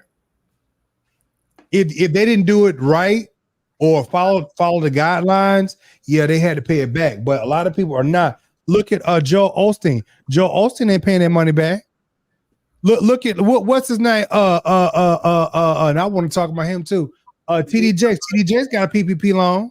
Bishop Blake probably got one too. Okay. The Church of God in Christ got PPP loans. and still broke like hell. No motherfucking broke. Around here crying for money and carrying on. The Lord gonna bless you. Wait a minute. Didn't Bishop Shear just get $1 million check from Mississippi? Y'all see that? Do you see what I'm saying? Got him a whole tax-free $1 million. Was it to him or was it to the church? It was to the Church of God in Christ. Oh, okay. That is going to him. Is it going to the church? Actually, they said, folks. I'm going to say it again. 10%. Let me tell y'all, Nikki, you ain't never lied, baby. I know motherfuckers that ain't never had a business. The first baby was clocking their ass at them. I'm talking about. Baby, they giving out free money, baby. We gonna get our goddamn money. They ain't got these projects no more. But let's just say that they had Washington Park apartments, Darius over there in Lakeland, Washington Park apartments, the projects where everybody know and their mom over there gonna have them some PPP loans. Shoot. PPP. They right here buying BMWs and shit when you living in the projects. Baby ain't never owned a BMW. Don't even got a license the first, but you bought a goddamn car. Girl, that I'm telling y'all, the ones out there that got it, the ones that's fucked up, that was a setup for y'all. Y'all got set up. The devil set you up. The devil set your ass all the way. Let me tell you something about being a crook. A lot of these folks are not smart thieves and smart crooks. Y'all done got all this money and y'all doing frivolous, stupid stuff. And then turn around and then you get caught up. Auntie, where the hell y'all Negroes go to? Right. I'll be right back and going to pour me a drink. Oh, there's a PPP loan website that lists everyone that filed a fraudulent PPP loan. Oh, Deb, send Jives the link. I want to see that. Do a post a picture too. We want all the details. We want all the tea. I want to see if there's some. I want to see if there's some preachers on there. Baby, I promise you, we're gonna recognize a few of them hoes. Like, bitch. So we gonna end the show with Bobby the Jones. We got everybody on here. Yeah, we'll end the show with Bobby the Jones. But we got this story. What are you doing in the women's bathroom? We got this story here right here in Florida, and this was sent to me. You know, these are our people, right? These are our people. And I'm gonna say this for somebody who works in the school system and you understand trans men, trans women, LGBTQ, LMNOPs, all this other stuff. You understand the bathrooms and all this other stuff. Why are you sitting up out here trying to embarrass somebody? Why? And what I don't understand is it's like they're doing this stuff and it's almost like it's just to get some clicks and views. Now, this particular person didn't look like the one man that we saw at the gym. This person actually, you know, is dressed up, you know. And I mean, here's the thing. Like, I can't tell a trans woman, Jazz, how to look like a woman. I cannot. Now, there are some that look real rough, but I cannot tell you how to look. If this is as far as your transition can go, or this is where you are right now, you know what I'm saying? You got to respect that. But listen, God, Jesus. Here we go, y'all. Here we go. Excuse me, what are you doing in the women's bathroom? I'm sorry? What are you doing in the women's bathroom? I'm peeing. Okay, but you're a man. No. Yes, you are. You are clearly a man, and you were just in the women's bathroom. Do you know how much money I paid for this school, and now there's a man in my bathroom? Well, you should talk to the administration. Oh, I definitely will. Good. This would make it so bad. You got... That look like Caitlyn Jenner on crack. No. Wait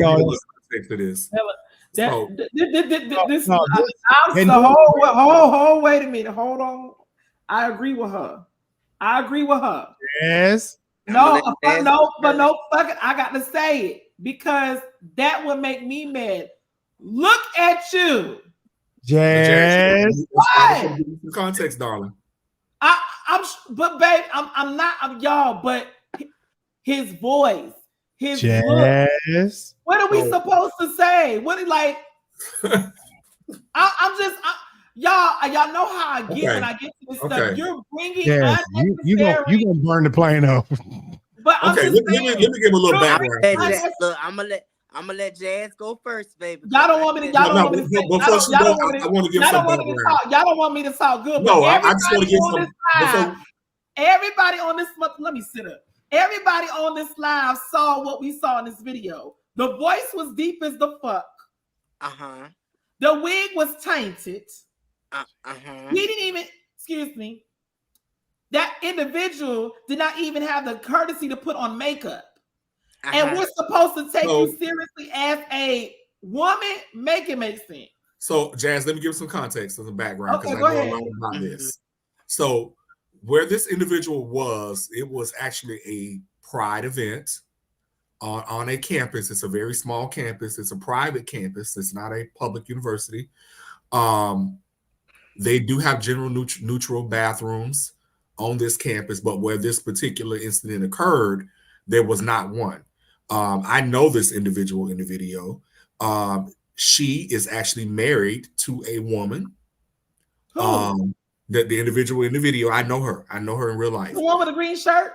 Yes. She is actually married. The cross let me finish. She is actually married. She has a wife, a biological woman that she's married to.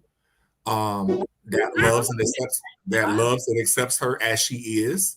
I think it's important to note that not everybody of the trans experience is in the same place. Not everybody wants to look natural. Not everybody is gonna look natural.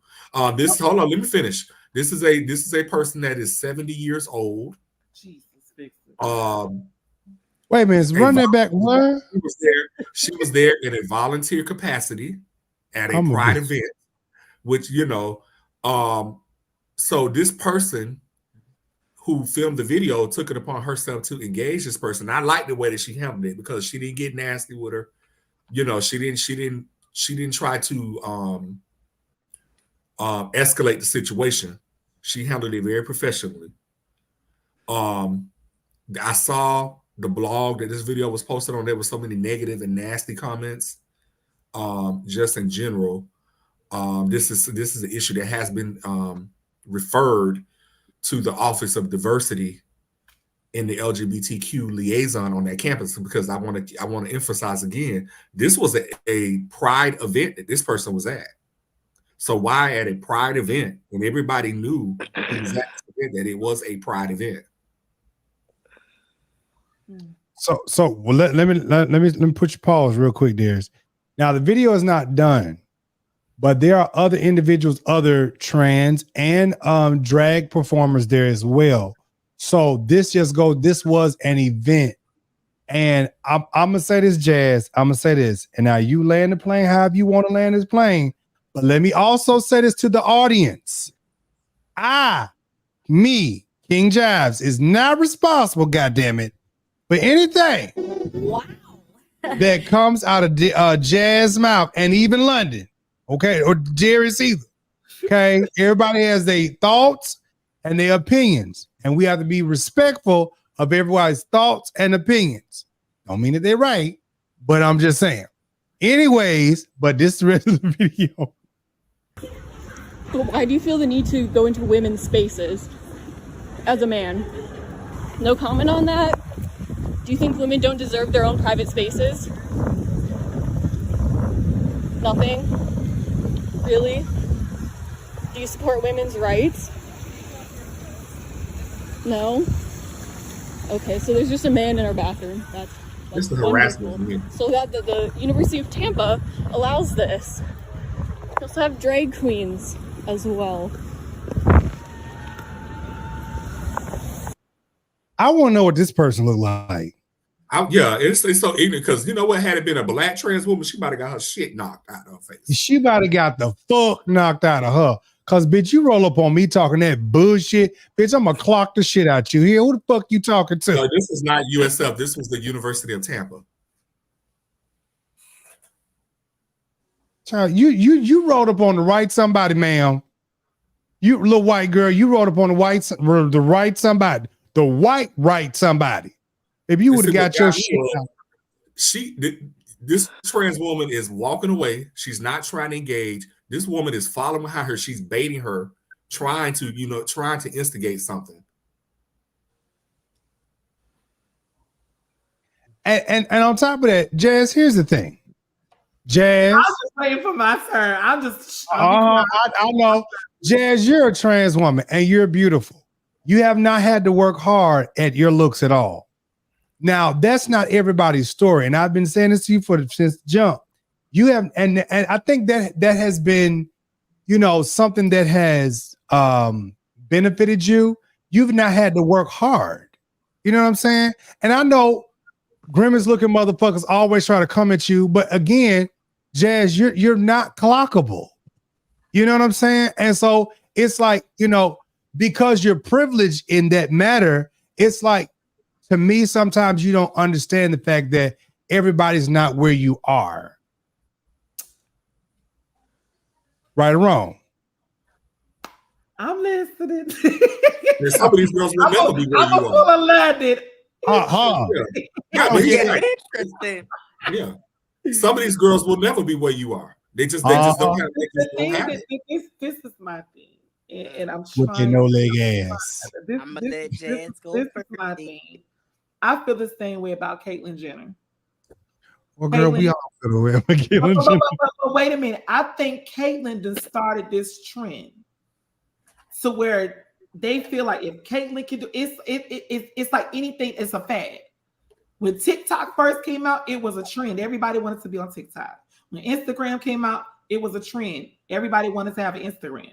When socially, a man that we know as, what was his former name? The male name? Bruce. That's what I'm gonna call him on tonight. When Bruce was on the Kardashians, Bruce was Bruce. But then when Bruce ass started on getting faded out of the show, Bruce had to come up with something else to gain the people's attention. That's when he went from Bruce to Caitlyn Jenner. So now we at this point where we see an old ass shriveled up white man like Bruce that done said, oh, I feel like I'm a transgender woman now. Now you got all these other old ass white men say, well, if Bruce can do it, so can I. Mm-hmm. Bruce looks like a dude. There's nothing feminine about. My thing is this, and I've always said this: if you gonna do it right, or don't do it at all.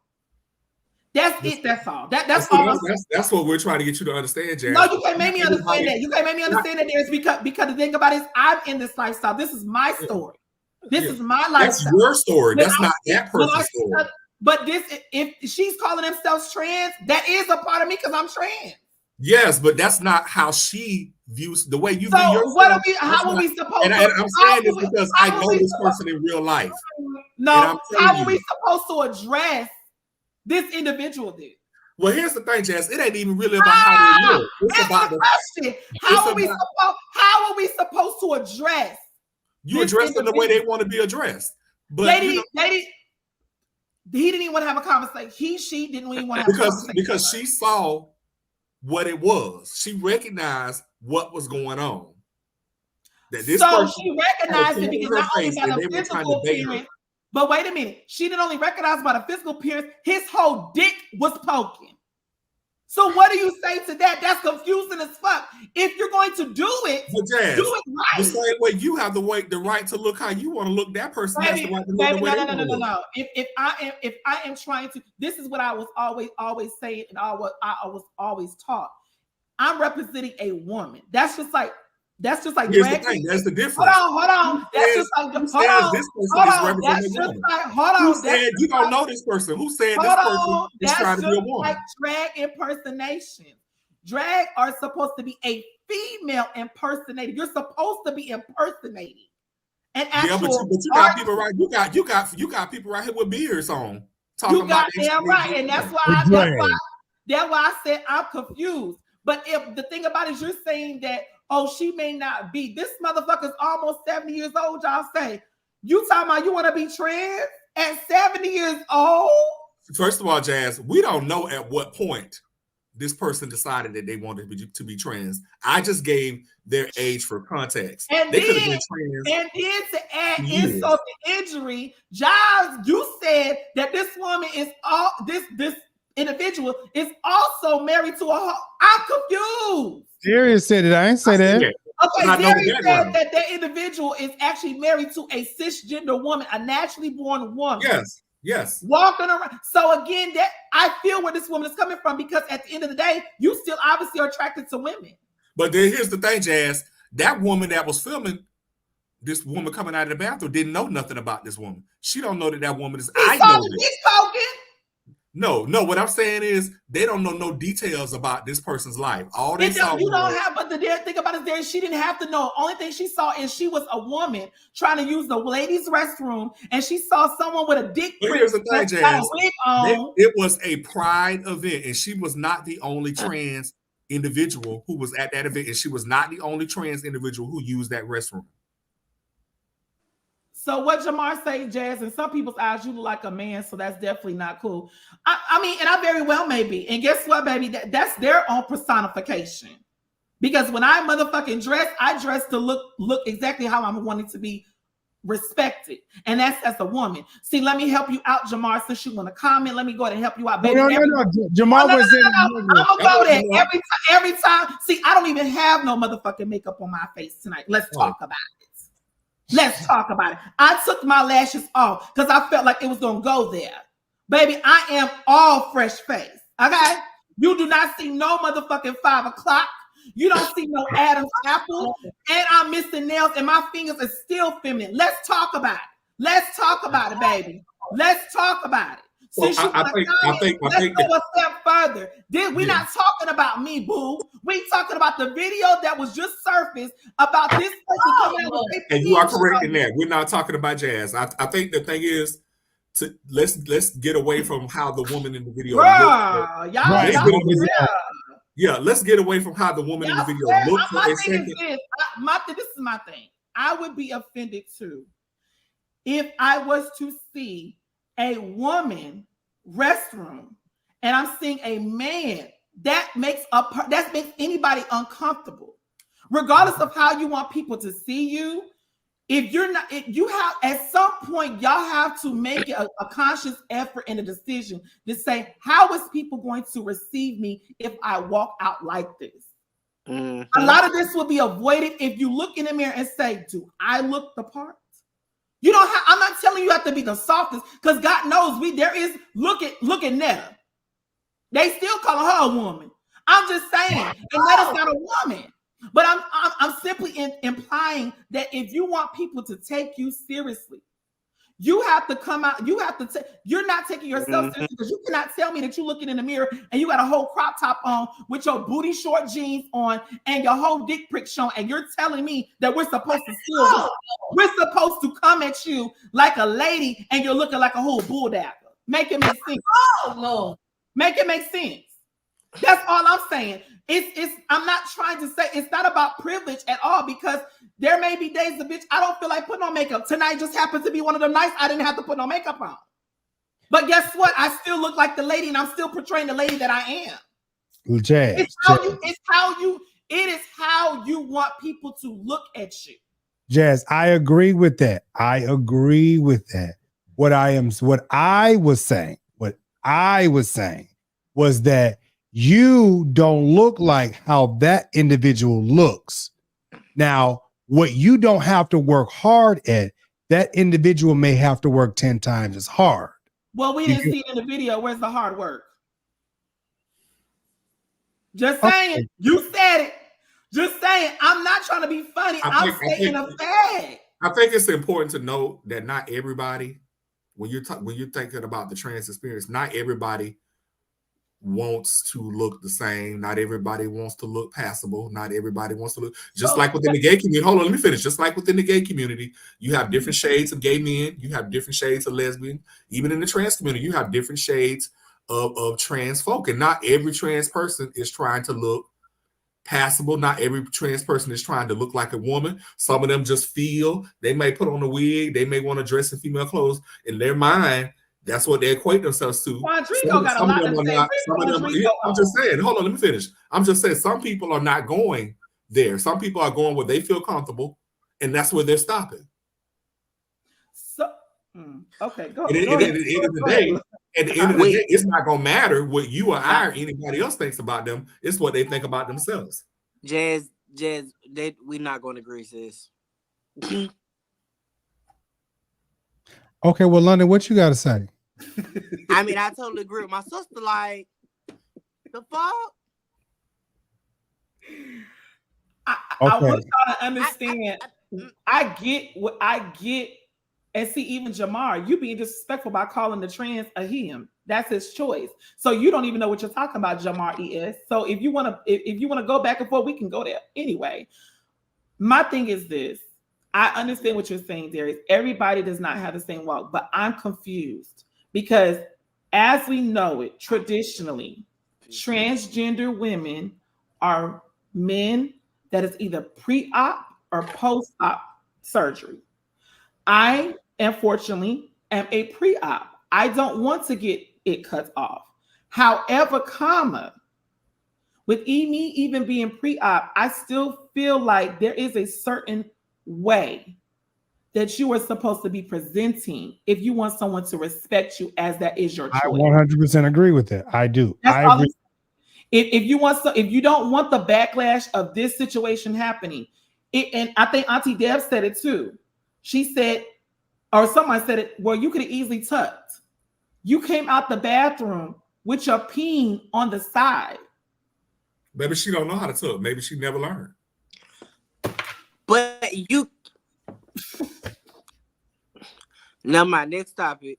I'm just like... okay. At the end of the day, I think we can all agree that this girl who filmed the video, who verbally walked up to this person with a camera in their face and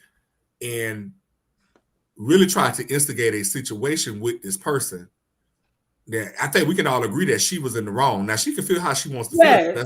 Yes, I would not have taken it that far. I would not have. However, I'm not a woman. I'm not a cisgender woman that can sit there and go out and, I could pull my trans sister aside, like, baby, cover it up. Like, baby, you do, like, that's our respectful way. Would I've gotten the same response? Probably not. But what I'm saying is she is a woman that has a pussy and she's trying to use the bathroom in a comfortable setting that's for women. So when you talk about a woman going into a bathroom and she's trying to use the bathroom comfortably, and you see someone, you don't know if that motherfucker is a pedophile, you don't know if that motherfucker is a rapist, you don't know any, that question her. And again, I don't agree with everything she did. However, she was questioning because she was confused of how she got to use the bathroom and she seen a whole person with a penis in between their legs. That would make anybody feel uncomfortable. So I have a question for you. Hold on, let's turn the scenario around. What if she had a daughter? Or what if she had a son, a small son, that she had to sit there and explain that to her child while she's trying to take that baby in there to go use the bathroom? It's a different scenario that could have happened. All I'm simply saying is if you want someone to respect your decision, make sure you're respectful enough to make sure that going out that you want people to respect you how you look. And that's it. Okay. I got a question for you. Do you feel like the way that the trans woman handled the situation? Rue is not a transgender woman, Jamar, so shut the fuck up. Now you about to piss me off. Rue is not a transgender woman. Rue is a drag queen. You sound ignorant as fuck. Go ahead, Darius. Wait, who is Rue? Yeah, RuPaul when I call RuPaul. She's not a trans. We don't even identify with she. There's a difference between somebody who gets in drag and somebody who is a trans individual. RuPaul is not a trans woman. She does not live as a woman. I would say this now: if that was a unisex bathroom, you wouldn't have heard no flag. No, because you're, and that's what Darius was saying.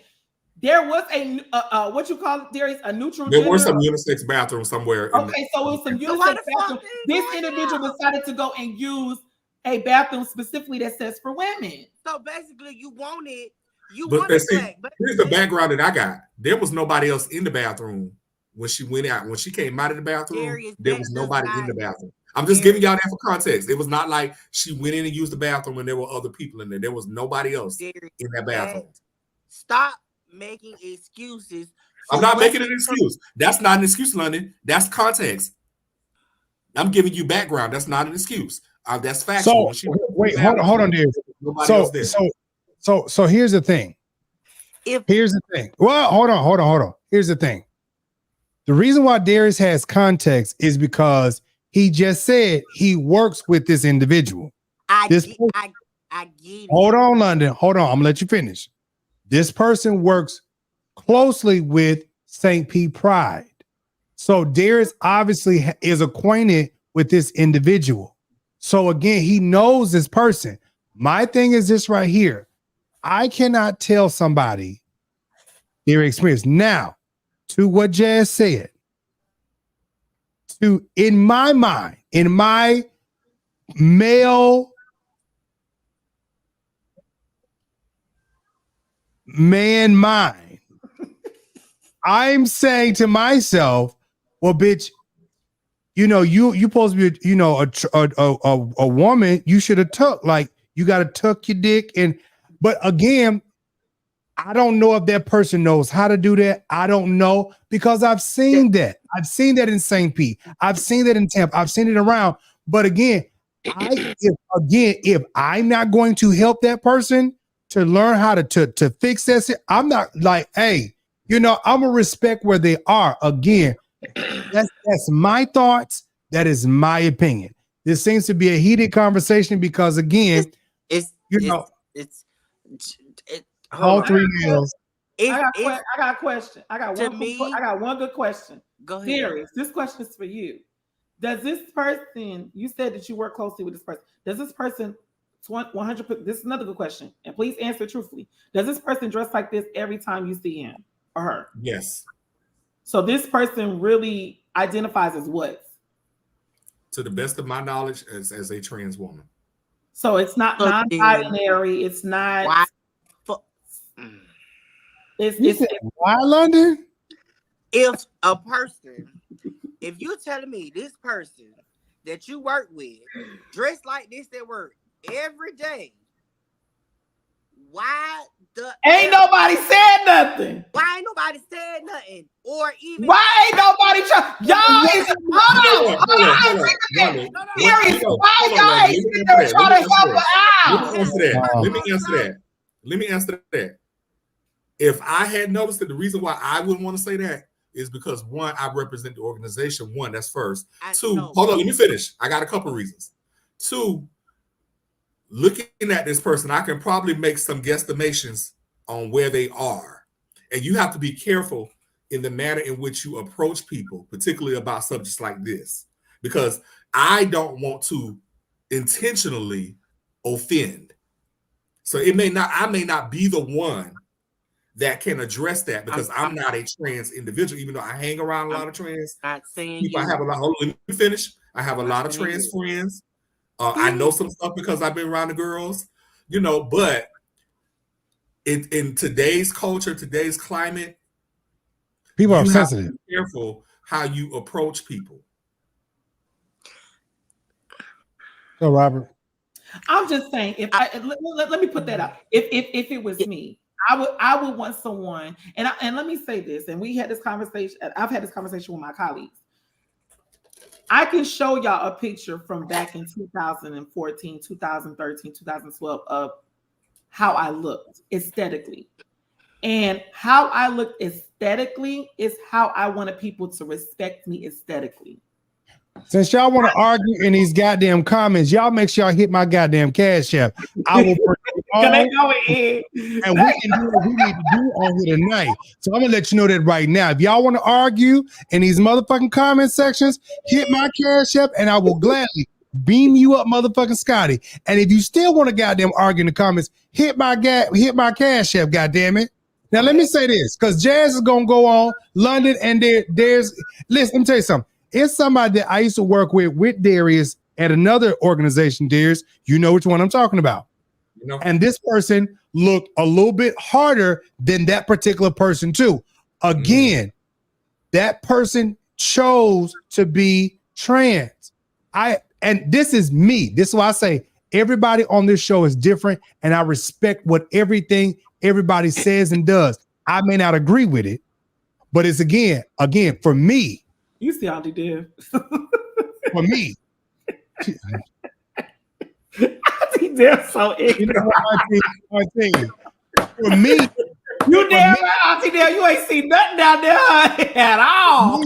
For me, I just learned to and I'm not saying this about Jazz or London or anybody. I just learned, even though in my head, I'm looking at you like, what the fuck? I'm going to look at you and I'm going to still respect you for whatever choice and decision that if you said, bitch, I'm a whole man, but I decided to be Caitlyn. And what I saw, you want to be Caitlyn? And I'm going to call you Rashida. Stop. I'm going to call you Rashida. You may look like motherfucking Jabba the motherfucking Hutt around here, but I'm going to respect you as motherfucking Rashida. It's going to be there. I don't care if you got a dick hanging down your motherfucking leg. And I may look at you and be like, bitch, you need to tuck that, right? Like, bitch, you need to tuck that right here. But again, people that I have seen, they are very much so clockable. But it just pays, y'all. It pays to be nice to people. And if you could help a person in some type of way, shape, form, or fashion, if you can have that conversation, Jazz, with a person say, you know, baby, come on, let me tell you something real quick. Bitch, you need to fold your dick up because, like, bitch, you are poking. You know, if you could have that conversation, but it's honestly easier said than done, because the simple fact is this is the decision they made. With that being said, you having the decision that you want to walk out the house looking like that, you already have in your mind, I do not think that person did not look at that. I highly doubt that person did not look at themselves in the mirror before they walked out of the house. However, this is what this person wants to look like. This person came outside, don't got no body. I'm not going to say the physical appearance. I'm going to say the person just had on a crop top with no titties and some biker shorts, some booty biker shorts with their peen showing, coming out the female's bathroom. That's it. That's all. How are we supposed to react to that? Take that serious. How are we supposed to take you serious? Now, that's all I'm saying. How are we supposed to do that? I want people to see me and respect me for the woman that I am trying to be, that I am. What God is calling for in these last and evil days, amen. He is. And one thing about it, baby, like I said, I've always believed, I know people, and that's just like people's spiritual journey. You may not be where I'm at in my spiritual journey. Everybody has their own, mile mark or whatever. But sir, ma'am, you are really, I'm gonna say this very, very, very, very politically. You are, in my sense, playing a little dangerous game, because you going out in public like that, you don't know how people are going to react to that. Especially with y'all dealing with what y'all dealing with in Florida. You're not in Atlanta. God knows I see everything. I see cross-dressing prostitutes up and down my street.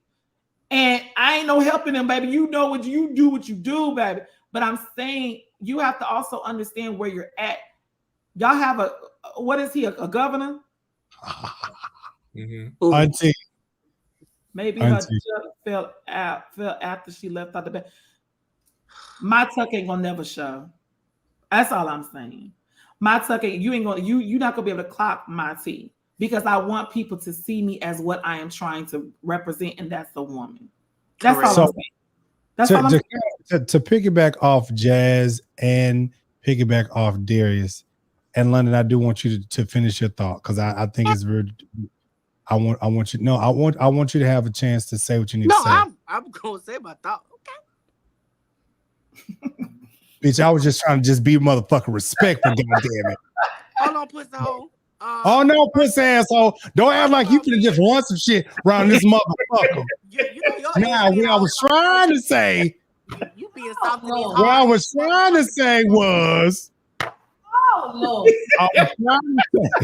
was this, and that is, I remember back in the day, you know, the early 2000s, 90s, 80s, 70s, 60s. If you was a drag queen, if you was a female performer, to what Jazz said, you look like what you would portray. You get what I'm saying? You look like that. You cannot go to these pageants and look like Bruce with a wig on. You're not gonna win. They're gonna clock you. Hold on, wait a minute, hold on. And I get that. I 100% get that. And let me also add to this, because I hear what Darius is saying. I'm trying to be the king that I am, because a bitch, I really want to say some other shit, because me personally, you came out that goddamn house wrong, but I'm gonna leave that shit alone. You should say how you feel, because I want to hear it. No. Because I don't want this shit to be played back and then I'd eat my fucking words. I feel like this. Back in the day, female impersonators, drag queens, they looked exactly like who they were representing. When you go on motherfucking RuPaul, they look exactly like who they're representing. And if you need some help, those girls that are on that show, they help one another out. My problem is this, is that it has been a lot of white men that are out here pulling stunts and goddamn shows, and they want motherfucking people to accept this bullshit, and it's not okay. And again, I get the position that Darius is in, but you have people like Bruce Jenner that come out here looking like brick, and you look like a whole fucking man, and you want to say, hey, accept me for who the fuck I am, when you got these girls out here who have worked fucking hard to be accepted and to be presentable, but you got a whole motherfucking stick pole brick out here that said, accept me, I'm a fucking woman. My name is Caitlin. Now, that shit is not okay. Now, bitch, I don't give a fuck about you being trans. I don't. I don't give a damn about you being trans. But I don't want Darius to feel like I'm slighting him. I understand the position. It's like this right here. It's like these white men start this shit, and then everybody else come trickling behind. You got that one who was over there fighting with Madison, and you got I don't know what the fuck that was.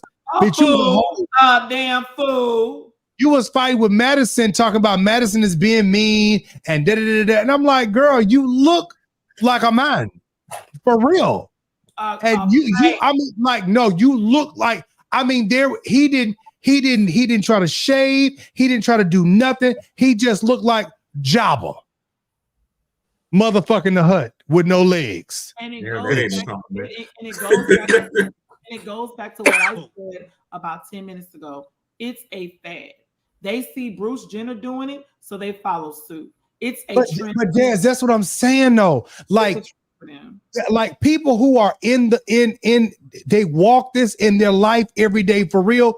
You take it serious. When you walk in the house, you take it serious. You don't sit out here and slap a wig on and say, "Oh, I'm trans woman." No, like these women, these trans women who live this life every day. They live this life every day. Like I got a trans mama, and she is fish. Do you hear me? And all y'all women who don't like that word fish, fuck you right now. You kiss my goddamn ass, because the shit is pissing me the fuck off. Because I see her and I know her transition and her walk. London, you got godmamas and stuff. You know they're trans. There's the same thing. Jazz, you know their walk. I know this woman. She was the second trans woman to have the surgery. So for a trans woman to go through all of that, and then for somebody to look like this, and then you wanted people to accept this, I understand the positivity that people go through. I understand it, but at the same time, it's like because they have made this such an issue, you have to accept it. You have, because I ain't gotta accept a goddamn thing. I mean, that's even like because like I said, like I keep saying, and Jives said exactly what I just said in another content. Bitch, if you gonna do it, Do it right or don't do it at all. Stop playing with it. This is serious to those that actually live our life like a woman and that actually live and gets up and have to get up every single, even walking my dogs out my house on Cheshire Bridge Road in Atlanta. Getting out my house, I want to still be able to, if I see a man, and baby, it's happened, that man should be able to say, how you doing, beautiful? That makes me feel good because I know that I did my job. I went out just walking my dogs with my hair wrapped. How you doing, DeMarioJives? Amen. And he's able to reciprocate. Come on, somebody. Come on, what man. I am trying to put out.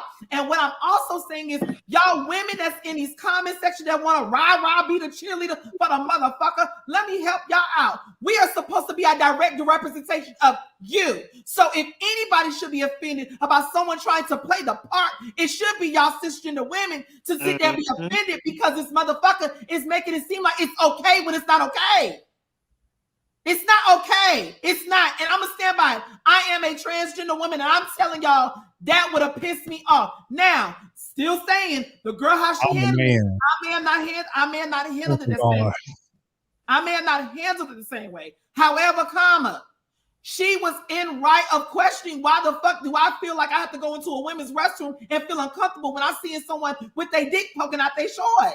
And it was and it was unisex bathrooms. Like, the fuck? I don't give a damn if it was at a pride event, at a straight event, at all. Exactly. You want people to take you seriously. So when you do clowning shit like that, you can't be upset about the backlash that comes with it. Because you put yourself out there to leave yourself vulnerable to say, this is how I'm going to go out, regardless of how people are going to come at me. Is it right? No, I'm not going to say it's right. But you put yourself out there by looking like the way you look when you walked out the house. So you're leaving yourself vulnerable to anything and everything that's going to come and attack you. Make it make sense. Now, I'm going to also say this. I also feel that same way when it comes down to us punks. Yes, sir. Let me do the punks. Let me do the punks. Let me say this, because I feel like this when it comes down to when I go into these places, when I'm in church, when I'm in the workplace, bitch, I don't try to cold play. And see, me personally, when I come around people, see, when I was at the event yesterday, I got men and women flirting with me. I don't give a fuck. You know what I'm saying? Me and them, because I was telling Darius the other day, I said I had a whole woman. She was out here, a white woman. She was trying to, give. Okay. And I was like, but the thing is, I'm who I am at the end of the day. This is who it's gonna be. And it's like y'all punks sit out here and y'all go in these spaces and you try to change up to be accepted. Bitch, I'm not trying to be accepted. Bitch, I am who I am. And I go in these spaces, here's to Jazz, I go in these spaces and I present myself in a respectful way. Bitch, I'm a man and I'm gay.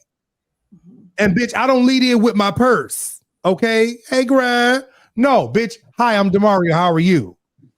And for those girls, the girls who just happen to talk a little bit higher, hi, I respect them to them, my nieces and daughters. I don't even care. Like, I'm going to respect you for where you are. But at the end of the day, what I'm not going to do, because wherever somebody is in their life, I respect them where they are. If my sisters is high-pitched voice with tutus on, I'm still gonna respect them, and they need to be respected. You dress for who you want to be presenting, period, point blank. Now, London, what you got to say? This is what pisses me off with the poem. Real quick, London, you talk slow. Come on now. I don't know where the fuck y'all got this nail shit from, and oh, I don't understand, because y'all think all gay men are supposed to be or confide to be like that. I don't want to wear no fucking person. I don't want to wear no fucking nails. I'm a man at the motherfucking end of the day. Let Jazz have all that shit. All this. It likes to be promoted. I don't understand where y'all came out with this shit from. But like I said, it's a trend. Back in the day, You ain't see no gay man with no nails and no purse. I'm sorry. Especially the early 2000s and the 90s. Mm-mm. I didn't see I beg to differ. No, look at Derek. A man bag. That's not a fucking purse. It's the difference between it's the difference between there were some punks out here with little purses that you don't Pookie them used to have little purse and shit. It is very self because again, okay, let's go back. Remember the movie Barbershop Hair Shop? And you talking about beauty shop. Beauty shop. Yeah, and no, that baby had a whole purse, and he was talking to Queen Latifah and did the whole dip on the floor. Had a whole purse. That was a man bag, bro. That was not a purse. Oh my god! Oh, he was trying to sell her purses. Thank you. He was trying to sell her purses. He wasn't wearing a purse. He was trying to sell her purse. But the nigga that had Darius man like that man bag around him, the other girl asked him, "Is that a person?" He said, "No, that's the man bag." Yes, Sylvester had nails too. Yes, he did. Like I said, all I'm trying to put out there is you have to be careful. You have to, and you have to understand whatever you put out. You have to be willing. You have to be willing, right. Not willing. You are not willing, but you. You did sort of silly. He ain't got all his doggone man bags, but you have to be cautious of what's going to come to you. That's all. If you don't want if you did not want that woman, if you didn't, I'm pretty sure he wasn't thinking he was going to be approached by a woman, especially questioned like she did. Again, on Darius' side, I do not agree with how she did it. However, on the other side, I see why she did it because she felt a sense of she was uncomfortable. And with that, you have to understand how that looks. Outside looking, it looks very peculiar. What I don't get is I'm trying to figure out if there was unisex bathrooms where you were at or in that vicinity, why your ass didn't go there? So there were no unisex. There are unisex restrooms on the campus. There were none in the area where they were. They do have unisex bathrooms on the campus. They're just can I ask I'm not gonna ask Darius because Darius, I understand Darius. He's in that sector, so Darius is not gonna answer. No, answer me, bro. I'm gonna answer a question now. No, Darius, I'm not gonna ask. Ask me the question, girl. What's the fucking question, girl? When you see him, excuse me. When you see that individual, I'm sorry. When you see that individual, do you see a woman? Honestly, no. He had told me to ask him. I asked him. But here's the thing. I respect. That wasn't the question. That wasn't the question, Darius. I asked a very but I respect everybody's right to be who they want to be. Do you see a woman when you see that individual? I don't. But that's why I say, but I preface it to say I respect everybody's right to be. The preference. That's good. You respect the person's preference, but when you see them, you don't see what they're trying to portray. And that's where the confusion lies. So if you as a grown man don't know how to necessarily address this person, it may be one day because you see aesthetically this person looks the way they look, you might slip up and say, oh, he's so stupid or he's something. And this person just got offended by you saying even he. But you're not portraying as a she. That's what I'm saying. It's very touchy, but it's got to make sense. It's got to make sense. I don't expect for no one to see me and say, oh, that's a him, that's a dude.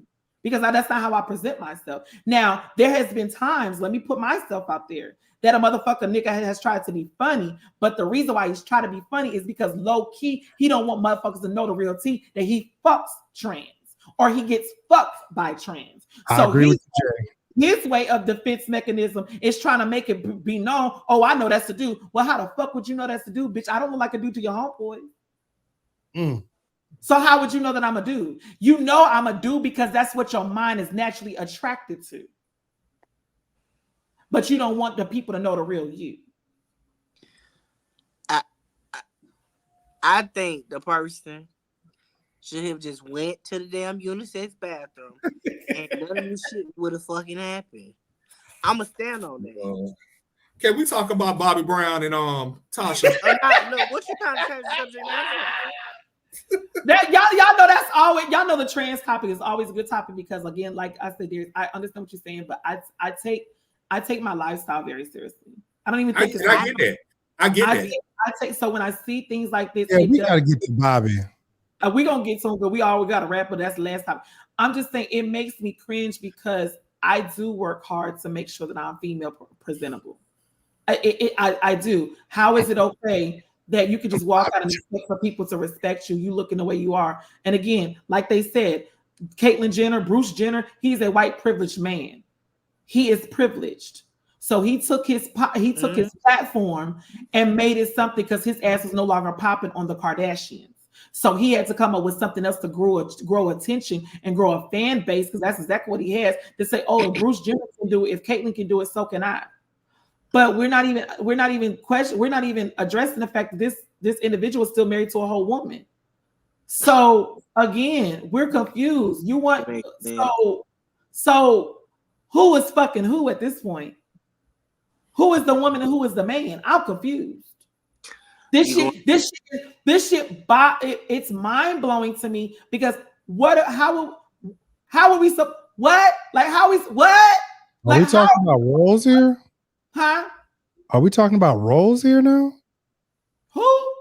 Are we talking about roles? No, we're still talking about the individual in the video. Oh. Darius said that this individual is married to a cisgender woman. Yes. So that goes to me to question, how are we supposed to make sense out of that? Well, I mean, that's not the first time I've seen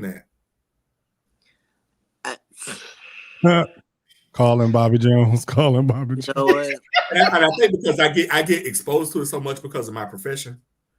And I think that's what it is. And again, I'm confused. Like I even told you, I was confused about the pronoun non-binary. What the fuck is a non-binary? Bitch, well, what? See, I'm with Darius because I operate and see this every day, especially when I have to go to rallies, when I got to go to pride events. I see this every day. So it's like, I can't feel some type of way about whatever. I respect you for you. Bitch, you may look a whole fucking fool. Sir, let me ask y'all a question, and we can wrap this part up to go to Bobby Jones. If my ass, me, look like a dude, would my ass be sitting on this here panel? You might.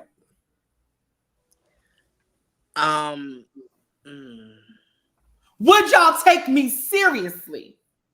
Well, here's the thing, Jazz. Oh, they got to come up with an explanation. No. No, I don't have, because you came to me. You right about it. You came to me. But the offer would not have been extended. Oh, hold on. Wait. When you came to me, I knew what you were when you came to me. Right. I took you serious because I was trying to get that peen. You was trying to fuck, right? I was trying to see if the peen was peen. Oh, no. You came to me as a trans, you look like a trans woman, and I already knew who you were. I took you serious already right there. Now, if you came to me looking like Bobby and talking, we would not be having this conversation. We wouldn't even be here right now. That was my question. We would not be having a conversation if I came at Jives and said that I was trans, but I look like Bobby Jones Gospel. I would not be sitting on here. And Jay, to answer your question, just like trans women date female to male trans, I do. I love me old sexy ass trans man. In my mind, baby, that man is masculine. I am attracted to his masculine. I ain't never had one, but I'm telling you. Hold on, hold on. I got a trans man right now in my phone. You would never be able to tell it. You would never be. You would never. And me and him talk, and I'm going to go see him after we get off the side because he just got into town. Come on, somebody. But let me, because he don't mind a little bit of publication. This is what this motherfucker look like. Mm-hmm. That's a man. That right there. That's the. He has a peach in between his legs. This right here, oh baby, this yeah. I'm attracted to, and he talks like a man. Call me now. Like a man. Call me now. Like a man. Call me now. Like a man. That's a man. That's my man. Who is fucking who over here? Baby, I am the receiver and the giver, but I am more the giver than the receiver because baby, I want to play. Swallow I want to be able to see what my body movements can do. Hey, Shatabo. Swallow that. If I can be swallowed up as well as swallow some shit. Swallow that. I'm just saying. I love it. I love it on today. Just to answer your question. You love it so much. I love me a trans man. Especially if he's fine. Oh God, I love him. I'm not gonna say that. Thank you, Tiffany. Thank you, Tiffany. I love me a trans man because a trans man. Oh, hey, Shando. Thank you, Tiffany. Thank you, Sheila. Thank you, Yvonne. Thank y'all so much. Y'all make sure I hit that cash app. Now, hold on. Now, I want to say this. To finish up what Jazz says, because I want to play this, what Xavier sent to me. And then we're going to Bobanisha Jones. And that's this. When Jazz came to me, I knew I took Jazz serious because Jazz, when she presented herself to me, it was what it was. You feel what I'm saying? I look like a woman. You know, and so it was like, I would, because I wasn't going there with Jazz. It was what it was. But I love Jazz. He instantly became, after we knew what it was, we instantly became, oh, this is my blog husband. Like even John, right. I do not want to be like looking at John like, John, let me see your opinion. I don't want to see you no more. That is my blog husband. All right. Yeah. I was trying to test the waters to see what he was going to give it. And see, me and Jazz, we've been in the same, we've been in Atlanta together. We went out to eat together before. And it's just what it is. We respect each other. And it's like when Jazz came to me as a trans woman. She wasn't coming to me as boy one moment and then Jazz another. Jazz has been Jazz from day one to me. You know what I'm saying? And so when she came on the show, it's been Jazz. It ain't been one or the other. And again, that's Jazz's story. So me and Jazz have always been on this. What's up, Tavares? What's going on, brother? And that's just been that. You get what I'm saying? And so never catch me slipping. That's what I'm saying. If I come up here and look like anything else, there is a problem. There is something that has catastrophically went on in my life, and y'all probably will never even see me like that because I believe in it. No, Miss Loretta. If you came in women's bathroom, I don't think you'll make it out the sound. Ooh, she said she'll take your glue. I know that. Miss Loretta said you won't leave here like you. She take your glue on it. I'm just saying though, but I really have to say that, like I said, it has to be one of the things that you have to take yourself serious. It's already hard enough for us being trans. We're already fighting enough battles as it is. Even with gay men, they're already fighting enough battles. A gay man can't necessarily tell me about his story because I'm not a gay man. And a gay man can't necessarily tell me about my story because a gay man's not trans. We all have a common purpose, but his walk is not my walk because I'm not a gay man. I love straight men. I don't date gay men. I don't fuck gay men. I'm not attracted. Let me tell you that. If you dating a straight man, he's not straight. He's not straight. But in our eyes, in society eyes, he is still considered a straight man because he is with a woman. He's bisexual. He's bisexual. Okay, yeah, he's bisexual. But all I'm saying is take yourself seriously. If I had any last minute words for that individual, baby, I hate that had to happen to you. But again, you need to rethink about how you come out so you can make sure that you're better. You want people to accept you, then make sure that you're okay with accepting yourself, and that is the benediction for that one. All right, so let's jump on over here to this one. Xavier, thank you for sharing this. Right here, watch this. Rappers don't upset your sensibility.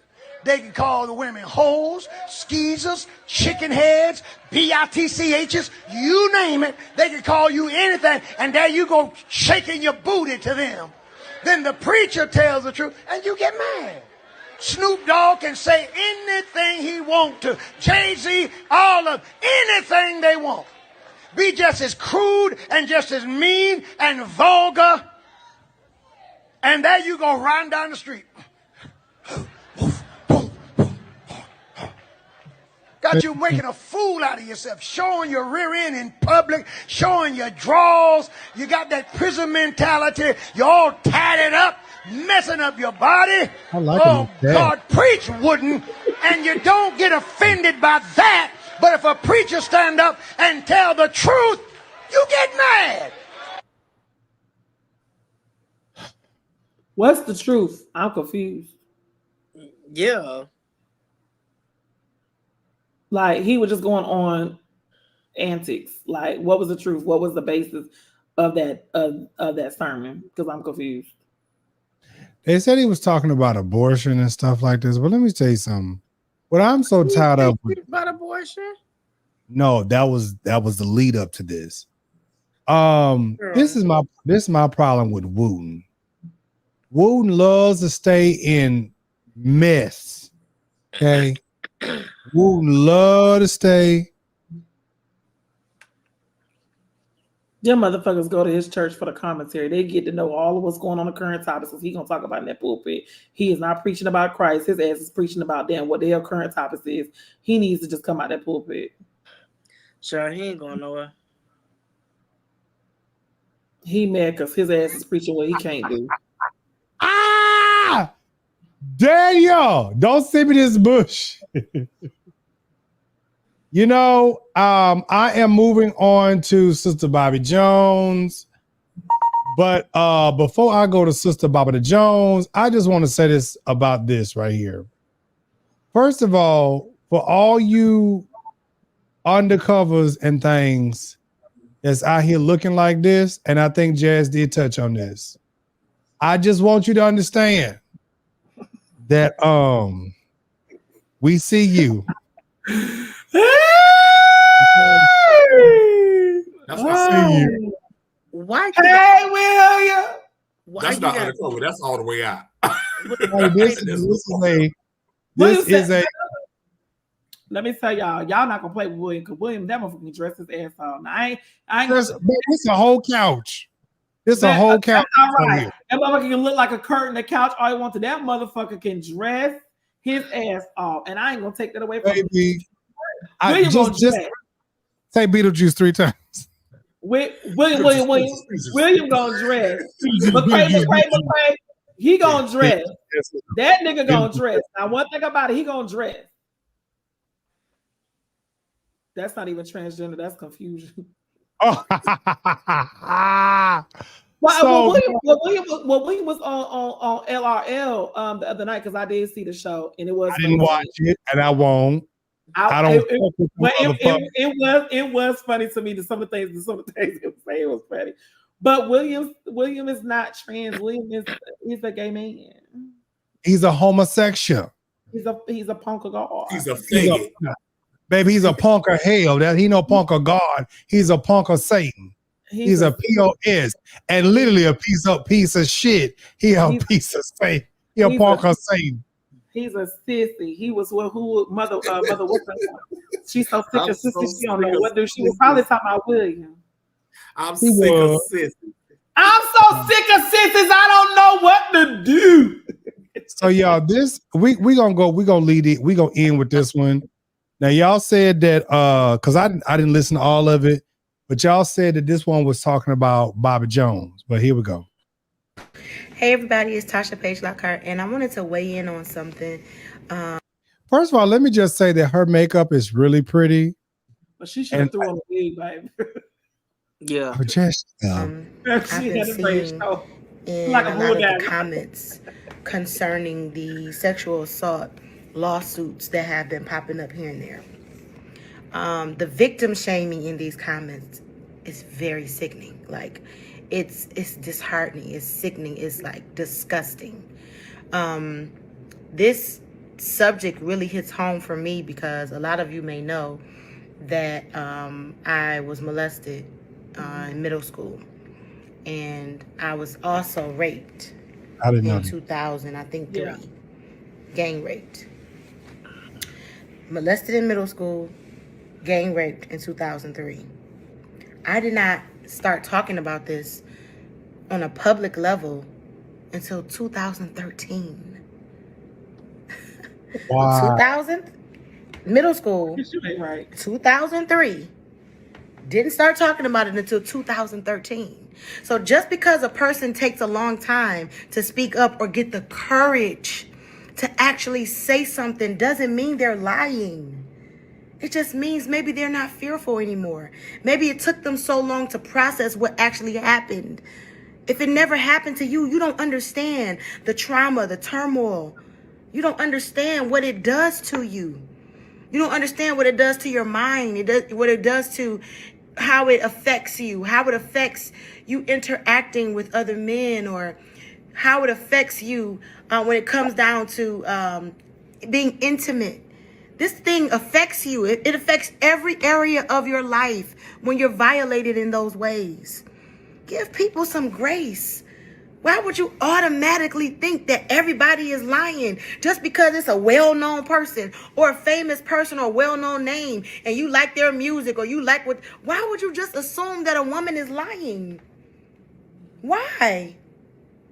Get the facts first. Find out what the truth is first. Then make your determination. Yes, there have been people that have lied on other people. Yes. But the majority of people are not lying. But because of victim shaming, because we've seen other people come forward and y'all bash them and talk about them like a dog, then there's the shame, there's the embarrassment. It's like, well, y'all didn't believe them, so why would you believe me? So it keeps people from not having the courage to come forward, because it's like, I see what y'all do to these people when they try to speak their truth. Please stop. Please stop shaming people. Please stop bashing people for just telling what happened to them, their experiences. We weren't there. We weren't there at the house. We weren't there in the studio. We weren't there. I don't care how many years ago it was. If it was your mother, if it was your daughter, if it was your sister, if it was your brother, your uncle, your father, your son, you wouldn't be saying the things that you're saying. But until that thing hits home, I'm telling you, it's hard. It's hard. These things happened to me when I was a child, and I'm still dealing with it today. There are layers to this. Healing is a journey. It's not one event. Please have grace. Please be patient with people that have experienced these things. Then on the legal side, if you do your research, so the statute of limitations in different states is different in different states. I said that wrong, but the statute of limitation is different in different states, right? So Michigan, there's no limit. But in New York, it used to be 3 years up until I think 2019. And then I think it was 25 years, I want to say. Do your research, look it up. So anything that happened past 25 years, there was a window of time recently where they passed a law where there was a window of time where they lifted the statute of limitations in New York. So you had a short window of time to file all your lawsuits. That's why we're seeing all of these lawsuits popping up. It's not a coincidence. They lifted it. So I don't know when it came back into effect, but this is what's happening. This is what's happening. You don't know how long it takes a person just to get the courage to speak up, to say, this happened to me. Sometimes it's fear. Most of the time it's fear. But fear of different things. Fear of being canceled, fear of being bashed, fear of your life, depending on who the person is. Looked at a certain way. If the person has a big enough name, y'all not gonna want them to you're not gonna want it to be true either. You're not gonna want it to be true if the person has a big name. So please, y'all. I know I'm rambling a little bit, but please stop victim shaming. Please. Pray for people who have gone through this because it's hard. Love you guys. So what does this have to do with Bob Jones? She basically made a response video because I guess everybody was telling her that she was lying. It wasn't true, that she made the statement that Bobby Jones allegedly, she has a lawsuit against him for groping her. Now, I do agree with the people in the comments. Baby, as long as I was a child, my grandmother ain't never liked Bobby Jones, because I was like, Grandma, why you don't like Bobby Jones? That nigga gay. My grandma, and y'all, my grandma, I would have to go in my bedroom at my grandma's house, or I would have to go into the living room and put Bobby Jones on, because I ain't gonna lie, Bobby Jones back in the 80s and 90s, Bobby Jones had it going on. Bobby Jones would have church, he would have praise breaks, baby. I would catch, and my grandma's spiritual, but she not holy. She not real sanctified. She not a holy roller. So I went to a holiness church. I went to Church God of Christ. So I know what it was like. She didn't do that. But I used to get my bump, as they would call it, if they doing drugs, before I got to the church house. So looking at Bobby Jones, I loved it, but I was like, Grandma, why you don't like Bobby Jones? Oh, he gay. I didn't know what the hell gay was. I was like, oh, okay. Until I got older, I was like, oh, he like me. He like boys. So it's kind of hard to believe that Bobby groped her. Because honestly, I can't see. Wow. I can't see Bobby Jones wanting anything less than some peen. Y'all not gonna like my answer. Bobby Jones don't want no dog on peaches. He wants some peen, all right? Oh, some peanut. He wants some peen. He wants some peen. Go ahead, London.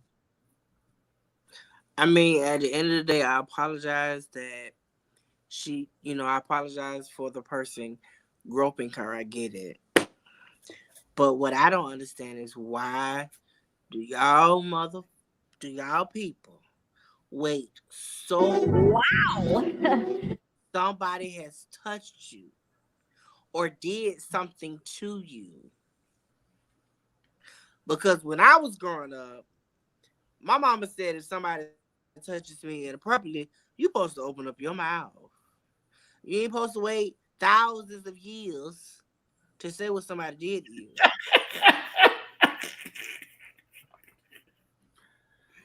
Okay. Well, London, were you touched inappropriately at a young age?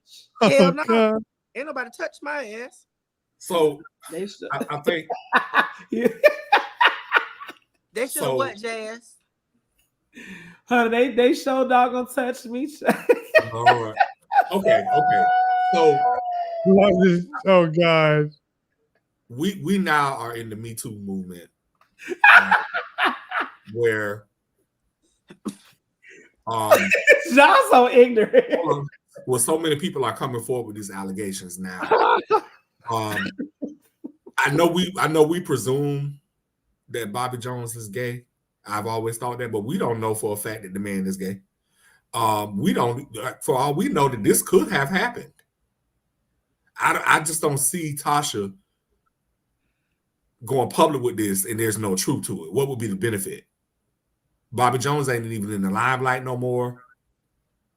He's not on television. He got one. What would be her motive for coming forward with this? Welcome back to another episode of Bobby Jones Got Stabbed.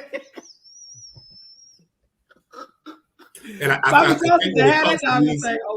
think when it comes to these kind of allegations, we have to be careful.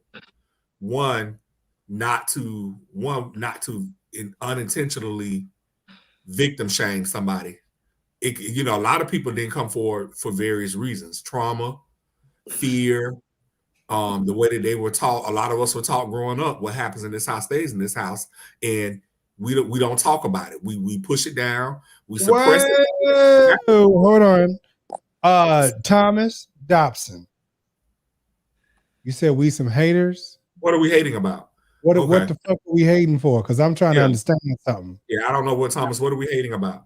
Because I'm not listening. I don't. Because ain't nobody took his gloom. Now I don't know because I just watched this video, so I don't know if she got a thing out there against him or not. That's not me. I don't know. Yeah. But my thing is, I'm trying to figure out how the fuck are we hating on Tasha? Me personally, I let her speak her truth, and everybody else is saying what they need to say. Now, me personally, I feel like this: when it comes down to a lot of these people, amen, praise God. When it comes down to a lot of these people, every last one of them got something going on. I don't care who it is. For a certain season of time, it was Leandra. Every time you turn around, and I love Lily. She was always in the media. And then here come, you got the preachers. Then here come, you got fuck ass Larry Reed out here with some bullshit every 6 months. Baby, all these folks got some type of bullshit going on. And it's like, they feel sorry for me. Feel sorry for me. Bitch, kiss my ass so I'm not feeling motherfucking sorry for you. Bitch, when the fuck did this happen? How did this happen? What's the who, what, where, when, and why's? Because if you was touched, bitch. And you can't take that away. You was touched.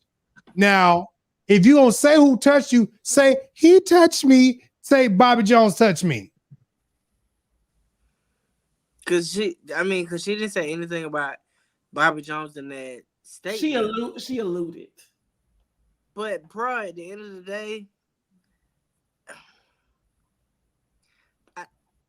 I'm not saying that she's not right or entitled to feel how she feels, or she's not to go through what she's gone through. But bro, at this point, like I said about the TD Jakes thing, if you ain't got facts, factual evidence, just shut the fuck up. In a lot of situations like that, there's not going to be any factual evidence. Right. People that got smart now. They know how to doggone cover. A lot of them folks that lie, and I almost say lie, but I don't know for 100% certainty. A lot of those women that came out against Bill Cosby, they didn't have no factual evidence. I'm showing up that was all alleged. Now R. Kelly, those was facts. Those was facts. All that, honey. They had hardcore evidence. R. Kelly wasn't getting up out of that. My. Motherfuckers say he ain't see nothing wrong with a little bump and grind.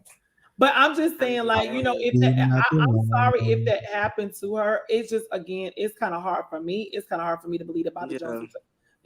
Bobby Jones, really, like, baby, you could have said doggone anybody. You could have said I would have believed that she said Matthew Stevenson. But what if it's true, Jazz? How can she prove that?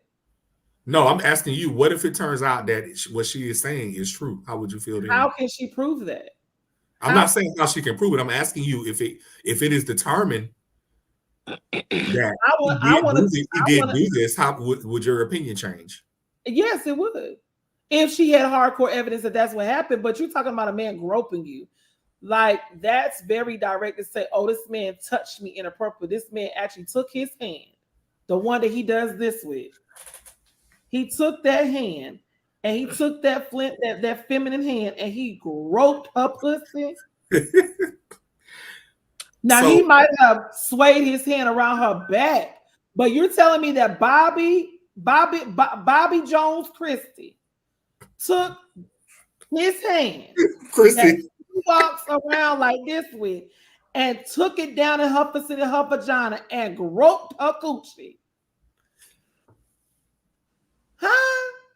Bobby Jones? Girl, you reaching, Tasha. I'm sorry, baby. If you need a story, just say that, because you're reaching, baby, and the reach is not far. I can honestly say I'm sorry.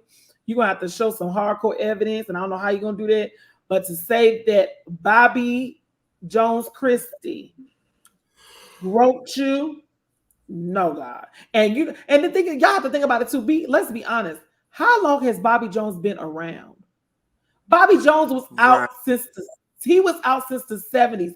We have never, what y'all can say that's believable is Bobby Jones fucks the men's, the boys. I would believe that. Because we never seen Bobby Jones with a woman, never seen Bobby Jones talking about a woman.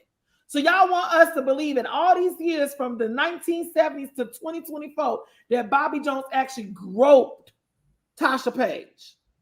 Make it make sense. Oh, okay. And Bobby Jones ain't never had no scandal. He ain't never had no type of nothing going on. And you want to sit there and come out and say Bobby Jones touched your coochie? Mm-hmm. Girl, you reaching. I got one more. You reaching. So I'm sorry, Tasha. I love you, all that, girl. I love some of your music and stuff like that, girl. But I'm gonna have to say the jury has spoken, baby. Access denied. We're gonna go ahead and dismiss you, because girl, ain't no fucking way you telling me that Bobby Jones groped your coochie. No, man, he did not. I thought it wasn't her. I thought it was her breast.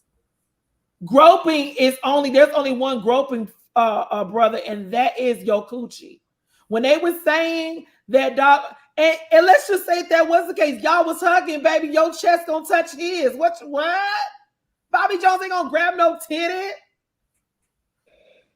Groping as we know is what the fuck Donald Trump was doing to all them damn young girls, touching their cootie cat. You can grope somebody on their titties. You can grope somebody on their cooch and their ass. Okay, well, maybe she should have been clear, because I just thought groping was just in one area. So y'all just taught me something. So what part of the groping process was he at?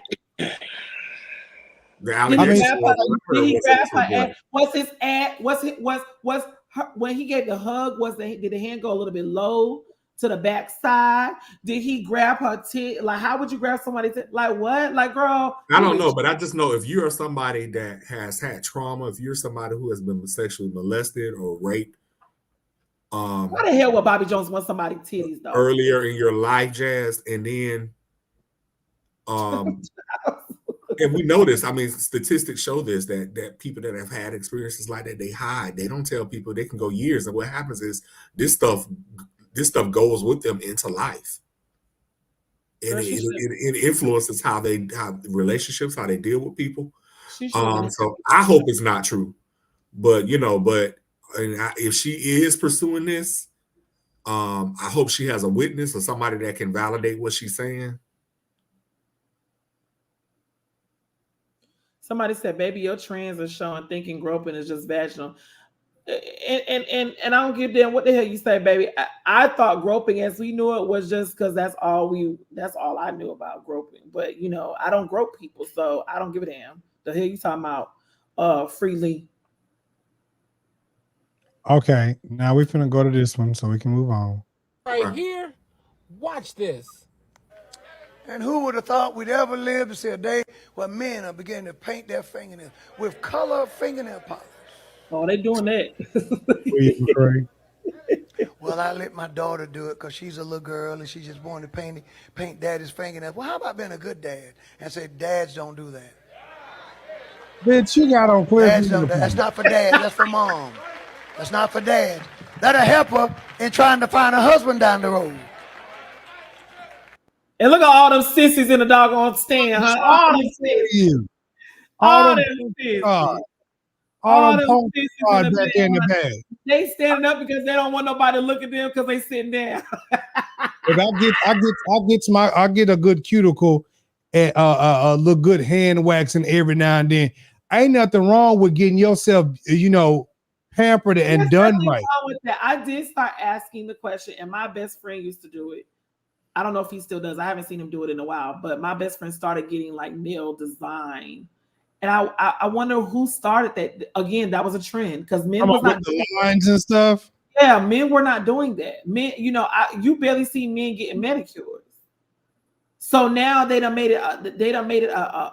Okay. Yeah, man. Go. I love a good manicure man. I love a good manicure man's hands and feet. I don't have a strong foot fetish, but I don't want no man with ugly feet.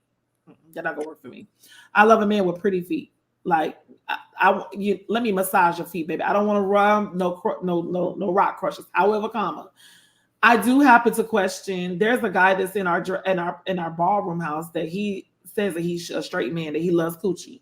I even asked him, did he did he mess with trans? He said, no, I just love women. He said, I'm just content with my sexuality. But he has on bright colors. The whole nail, y'all, is colored. He came to the barbecue a couple weeks ago and had the trans colors on his nails. He had blue and pink. The full nail cover. A straight up dude, straight up nigga, smoking weed and everything. And he said he's straight. And I had to ask him, I said, you rocking the trans colors? He said, oh, that's what it is. I said, yeah. I said, and we just started having a conversation, but I had to understand. I was like, why do you paint your nails? And he was like, this is just something I like. And I'm like, but what does that do for you? Wow. Like, I really be wanting to know, like, what does you saying that you're a straight man? Fucking God, nigga, you up? So you telling me a you woman fucking the shit out of me. You fucking the shit out of me. That's gay. You telling me a woman is okay with you climbing on her back with a full ass color nail? She might be. I have a question. Jazz. Fucking God, nigga, you up? Fucking the shit. You up fucking me. I say that. That's what's going on. I want to join that party because, honey, that nigga sound like he was having him a good old time over there. Baby, like he was taking her up and under. Taking her up all up and through there. It's weird to me. It is weird. Like, even with my best friend, when he did it very, very calm. He did not have no full freaking coat of nail on his finger. He would just have like the line or something like here and there.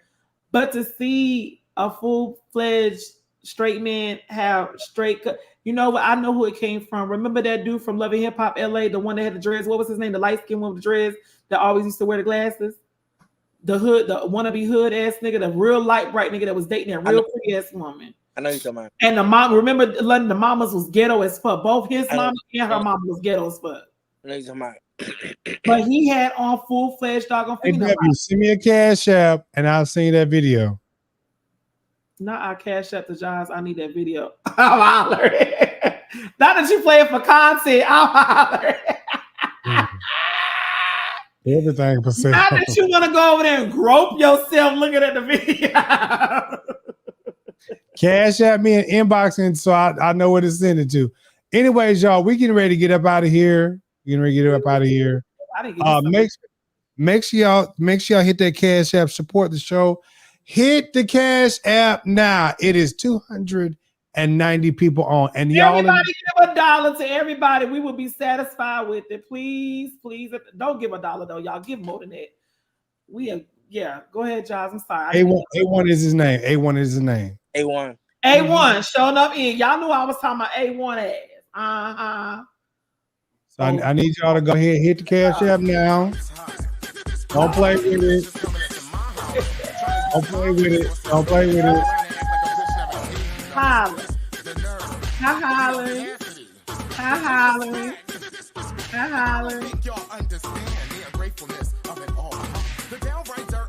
If y'all enjoyed the show,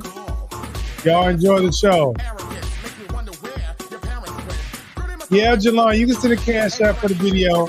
I'll send it to you. Yeah, right, Auntie. Everybody send $10. We'll get $2,000. $10. Y'all check y'all Cash App. Let me see. Check y'all Cash App. I think they're gonna start coming through. Let's see if everybody gonna be obedient on tonight. Refresh your Cash App.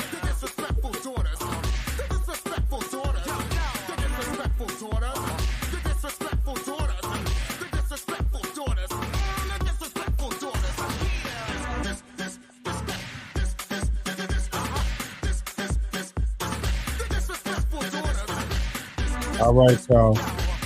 All right, y'all make sure I hit that Cash App. Oh, yeah. Let's see. What?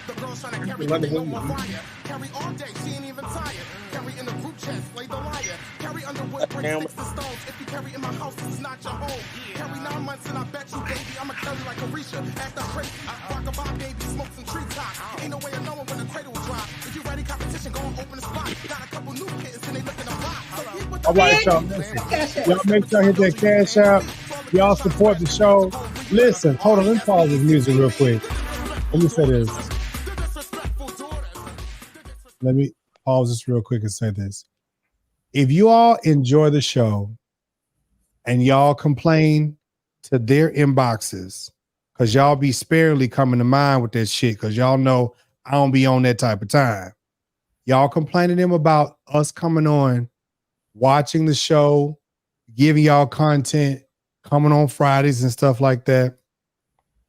We don't ask y'all for much. We just ask y'all to like, share, and just every now and then just hit a little donation here and there. We ain't asking y'all for $2,000 or anything like that. Was collectively. Collectively. But God is good. God is all right. He's faithful. But let me just say this, y'all, for real. For the majority of us on here, and I mean that's all of us, we do work. Amen. We don't sit on here and beg. Wow. Oh, that was a doggone, that was a message right there. We don't. So like y'all like for us to come on, y'all just support the show. Make sure I hit the I need to make sure that before we leave here, we got over 200 likes on this video. I just need to make sure we do that. We have over 200 likes on this video, okay? That's the house rules. That's the house message. Praise the Lord. Y'all make sure I hit the chat. What's that, Darius? How many do we have currently? How many likes? Likes. Let me see. I see 141. You need a who? Maybe I'm wrong. Let me refresh. I see 157 likes and it's 224 people on here. Y'all, 224 people need to hit that like button right now.